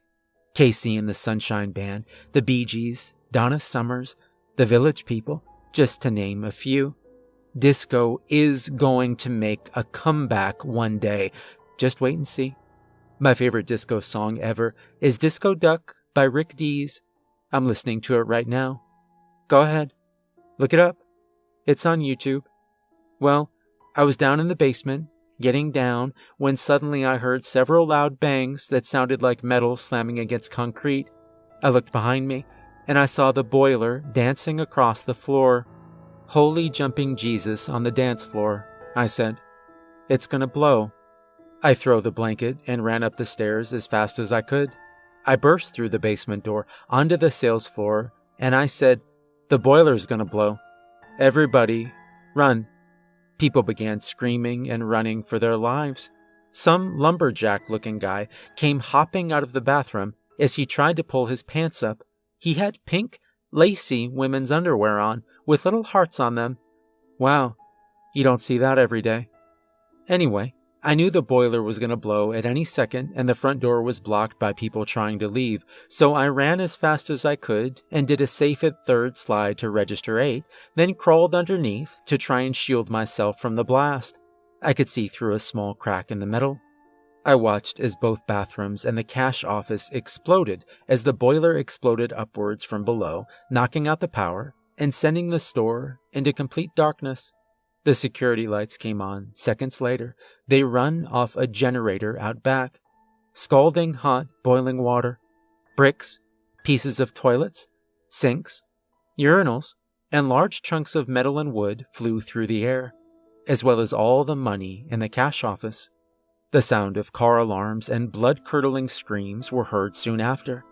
Luckily, Candy, Catherine, and Pat were all on a coffee run at the time, so the office was empty. You see, we didn't have a safe at the time. We kept all the money locked up in a large wooden cabinet. Yeah, we got one now, though. Well, several people were hit by the explosion, sending their severely burned, mutilated bodies and body parts through the air as well, landing on displays, shelving, and the floor. The large pieces of wood and metal slamming down onto their bodies, killing those that weren't dead already. As the scalding hot boiling water poured down, several others began to reach and dive for the falling money. They began to scream in pain as they fell victim to their greed. The water landed on their faces, hands, and clothing. Their skin began to bubble and liquefy as they fell to the floor, dead. Their clothes melting to their bodies until there was nothing left but a mound of colored goo and blood on the floor. That vision will forever haunt me in my dreams. I can still hear their screams, even in the daytime. Now, let me tell you something. I've seen a lot of burn victims as a member of the fire department, but I never seen anything like this before. 23 people died that day. Luckily, all the employees were accounted for. As the water shower slowly diminished, I crawled out from under the register, unharmed. I'm not going to lie, I grabbed a few handfuls of cash as I stood to check for any survivors. I used it to buy a new pair of roller skates and a couple outfits like Tony Manero wore in my all-time favorite movie, Saturday Night Fever. You know, John Travolta's character. No? Oh, come on. Work with me here, people. Anyway, as I stood up, I saw about 20 people, including several employees, standing there, staring at the damage. I turned to my left and saw directly out into the street. The whole left corner of the building was gone, and there was a huge gaping hole in the floor, sunlight pouring in from outside. Through the opening, I could see damaged cars, dead bodies, and body parts laying on the grass, the sidewalk, and in the road. One guy's body was up in a tree with a toilet seat cover covering his face. That's a real crappy way to go, I thought. Dust and debris were everywhere.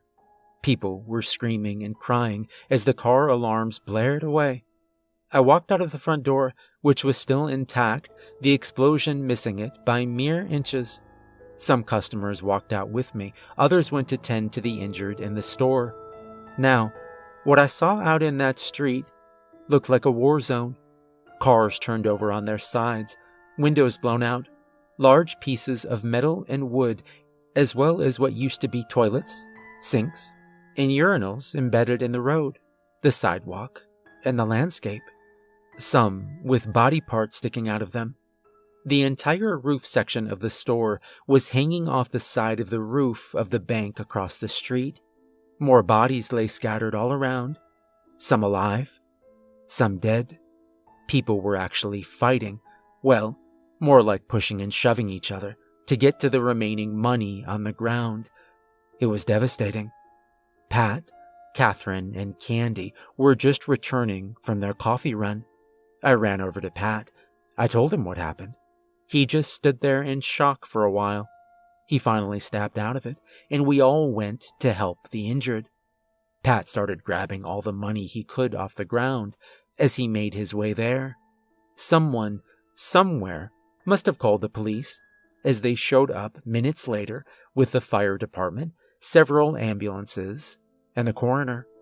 Reggie blocked off the street. The EMTs tended to the injured, as I and several members of the fire department went to check the structural stability of the building. Yeah, I know. Normally I wouldn't be allowed to go inside a damaged building since I'm not part of the fire department anymore, but they let me go for old time's sake. Once they decided the building was safe, the coroner then removed all the bodies and the body parts in the store and on the street, then left. The ambulances loaded up as many of the seriously injured people as they could, then left for the nearest hospital, then came back for the less injured. After we exchanged a few high fives and had some small talk, the fire department left as well. Reggie and his deputies took our statements, and they left too. Pat and the rest of the employees, including myself, spent the next 7 hours cleaning up what was left of the store as best we could. Pat set Catherine to get several huge tarps and rope from one of his storage units down the street to cover the hole in the building. Now, let me tell you something. It took 4 days for the town's cleanup crew to clean up all the debris, blood and water, and damaged vehicles from the street. It took 6 months and almost $100,000 to repair the damages to the store, the sidewalks, the road, and the landscape. Thanks to Barnaby's being a historical landmark, Pat didn't have to pay anything. The town took care of it all. But that's, Bob from the hardware store came by the next day and built a security wall within the store so no one would fall in the hole, and so repair crews could work and the store could be open at the same time. Thanks, Bob. We had 2 porta potties out back to use restrooms. Produce, deli, and the meat room all washed their trays and pans at the funeral home next door. They were nice enough to let us use their cleaning facilities. Yuck. Anyway, although Pat did decide to get a huge steel safe, you would think that he would have put it in one of those fancy water heaters as well. But no. I want to keep this place as original as possible, he said. Now, I don't know where he found this thing, but you guessed it, he put in another boiler. So, here I sit, down in the basement, with this creepy boiler lurking over my shoulder, listening to disco, crocheting my mom another blanket, and telling you this story. Hey, what time is it? Oh, Mamma Mia in a short bus. I gotta get dressed. Where's my suit? Where's my skates? I gotta go, people. It's disco night at the roller rink. Time to get my boogie on. Later, Tater. We're live in 3, 2... Hello, everyone. We interrupt your regularly scheduled program to bring you this special news bulletin. This is Stanley Stuckup, coming to you live from the newsroom. Another violent, horrific event has happened at Barnaby's grocery store. Joining us now is Barbara, our field reporter, to give you an update as to what happened. Hello, Barbara. Are you there? Barbara. We can see you, Barbara. Quit fixing your hair and pick up the microphone. Oh, are we live? Yes, Barbara, we're live. We have been for the last 15 seconds. Don't get snippy with me, Stanley, just 'cause the baby's yours. Anyway, hi, this is Barbara Bubblehead, reporting live from Barnaby's grocery store. Excuse me, can I get an interview? Am I on TV? Yes, we're live. Hi, Mom. Can you tell us your name? I'm Sam, short for Samantha. I'm the scan analyst here at Barnaby's. So you work here? No, I just put on this ugly uniform and hang around the store all day just for fun. Yes, I work here. Oh, did you see what happened? See it? I was part of it. Wow, can you tell us what happened? Oh, I think my water just broke. I gotta go. Take the microphone, look into the camera, and tell us everything. Okay, here goes. As I said, my name is Sam. I'm the scan analyst here at Barnaby's. For those of you that don't know what a scan analyst is, it's just a glorified name for price checker. I'm in charge of making sure that all the pricing for all the items in the store are correct. I'm in charge of grocery, HBA, frozen food, dairy, front-end candy, tobacco, plus all the vendor items. I have to make sure that the little white price stickers that the employees put on the items match the price in my price book that Pat gives me every week, and that they both match the little white sticker on the shelf. Now, I just want to say that Barnaby's is a very old store. We don't have one of those fancy laser tag printing machines like the big name stores do. No, I have to hand write all the prices on all the tags for all the items. My hands hurt so bad by the end of the day. Anyway, when I was little, I wanted to be a marine biologist.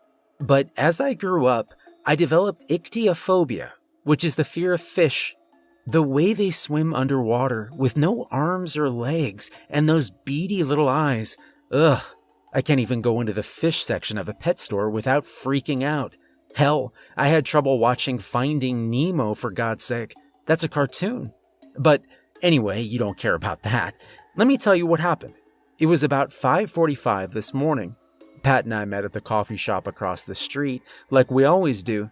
We take turns buying coffee for each other. I take mine with cream and sugar. He takes his black. That's disgusting. Well, we got our coffee and made our way to the store around 6 o'clock. Now I know what you're thinking. Why are they heading to the store at 6 if it doesn't open till 7? Well, the store doesn't open to the public until 7. Pat and I usually go in early to get a head start on things we have to do for the day. He does paperwork and payroll while I start my price checks.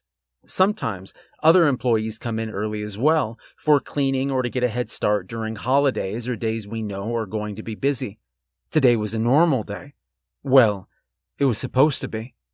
We arrived at the store, got out of our cars, and started walking towards the building. From out of nowhere came this guy, about 6 feet tall, dressed in all black with a black ski mask covering his face. I gasped and stood there frozen in fear. He walked up to Pat, who didn't seem fazed at all, and asked, "What time do you open?" 7 o'clock, Pat said. Then, with lightning speed, the guy pulled a handgun out of the waistband of his pants and put it to the back of Pat's head and said, "You're open now. Get inside, both of you, and lock the door." I was shaking, crying, and scared to death at that point. "Shut up!" he screamed at me. We walked in the store with only the security lights to see by. The motion detectors kicked on and turned all the lights on and turned the security lights off, startling all of us. "Get on your knees and don't move," he ordered. We did what we were told. Waving the gun back and forth between the both of us, he screamed, "Where's the money?" "The cash office. It's in the cash office," Pat said nonchalantly. "Get up," he told Pat. "Let's go, and don't you move," he said, looking at me, "or I'll put a bullet in his head." I stayed right where I was. They walked back to the cash office, went inside, and came back out a few minutes later. The guy was holding a blue bank deposit bag, which I assume was the money, still holding the gun to Pat's head. "Turn around," he told Pat.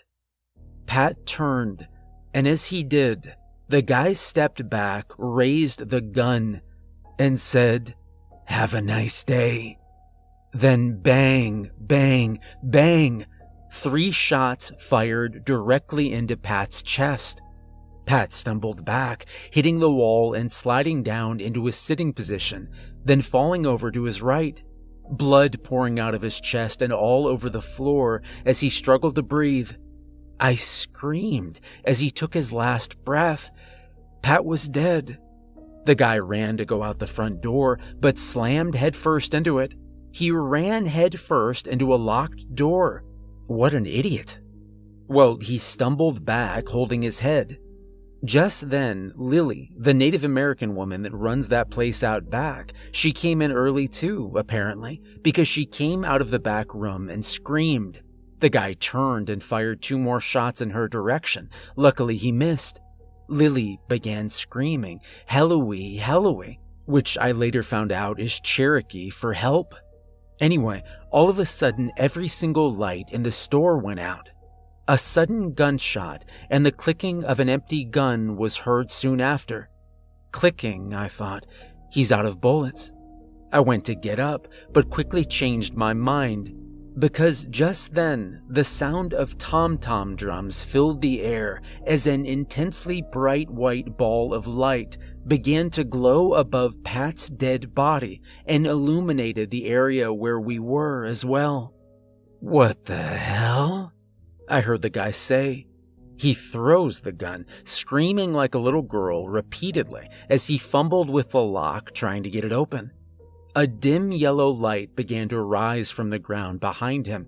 The light quickly spread to cover the entire floor as transparent images of Native Americans, stomping in places and clapping, rose from it. The drums were getting louder as the chanting began. The sound was nearly deafening. Lily screamed that same word over and over again. The guy's entire body then began to convulse. Several whooshing sounds were heard as arrows from all directions suddenly appeared out of thin air and shot directly into the guy's chest, stomach, arms, and legs, one right after the other.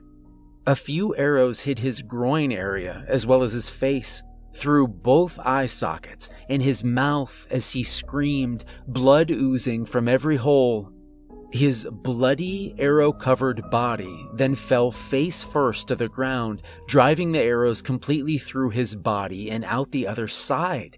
He looked like a human pincushion. The Native American images stopped stomping all at once and just stood there. The drumming stopped, the chanting stopped, and it was dead silent. The bright white ball of light then began to pulsate very fast, like a turn signal about to blow. It then shot directly into Pat's blood-soaked body.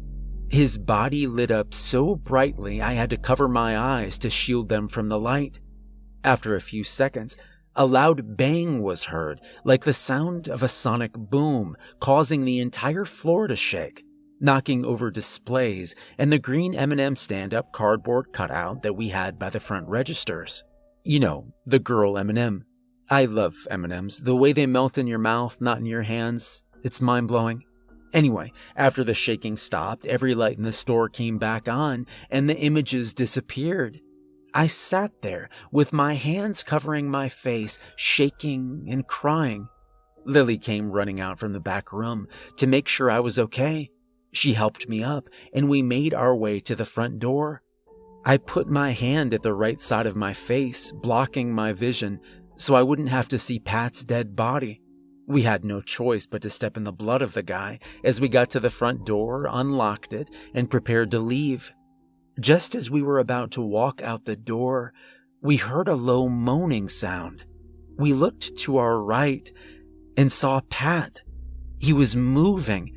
He was alive. No bullet holes, no blood, no nothing. Like it never happened. He sat up and began to pat his chest, then looked at us in total confusion. We both ran and hugged him and helped him up off the floor. "What happened?" he said. "I'll explain it later. Let's get the hell out of here," I said. We unlocked the door. Pat accidentally, on purpose, kicked the guy in the head as he grabbed the bloody bank bag, and we all stepped outside. There were customers waiting for the store to open. "I'm sorry, folks. Barnaby's is closed today," he said. The crowd dispersed as Lily called the police from her cell phone. We walked over to the coffee shop across the street, and I bought Pat the biggest cup of coffee they had. After what he'd been through, he deserved it. The cops showed up about 20 minutes later with a couple ambulances and a coroner. We walked back to the store when they arrived. The EMTs tended to Pat, Lily, and myself and found nothing physically wrong with any of us. Pat was physically dead less than an hour ago from 3 gunshot wounds to the chest, and now he's perfectly fine. The Native Americans saved his life. The coroner loaded up the guy's body, arrows and all, and they left. The cops took our statements and left, so did the EMTs. Pat called Steven to come in and clean up the mess. He's waiting inside for him to show up. Lily went to go open her place, and I was walking to my car so I can leave as well when that blonde lady asked to talk to me. So, that's what happened. Back to you, Stanley. Stanley? Are you there, Stanley? Yes, I'm here. I was on the phone with Barbara. We're having a boy. I gotta get to the hospital. I gotta go. Goodbye, everyone. And we're out.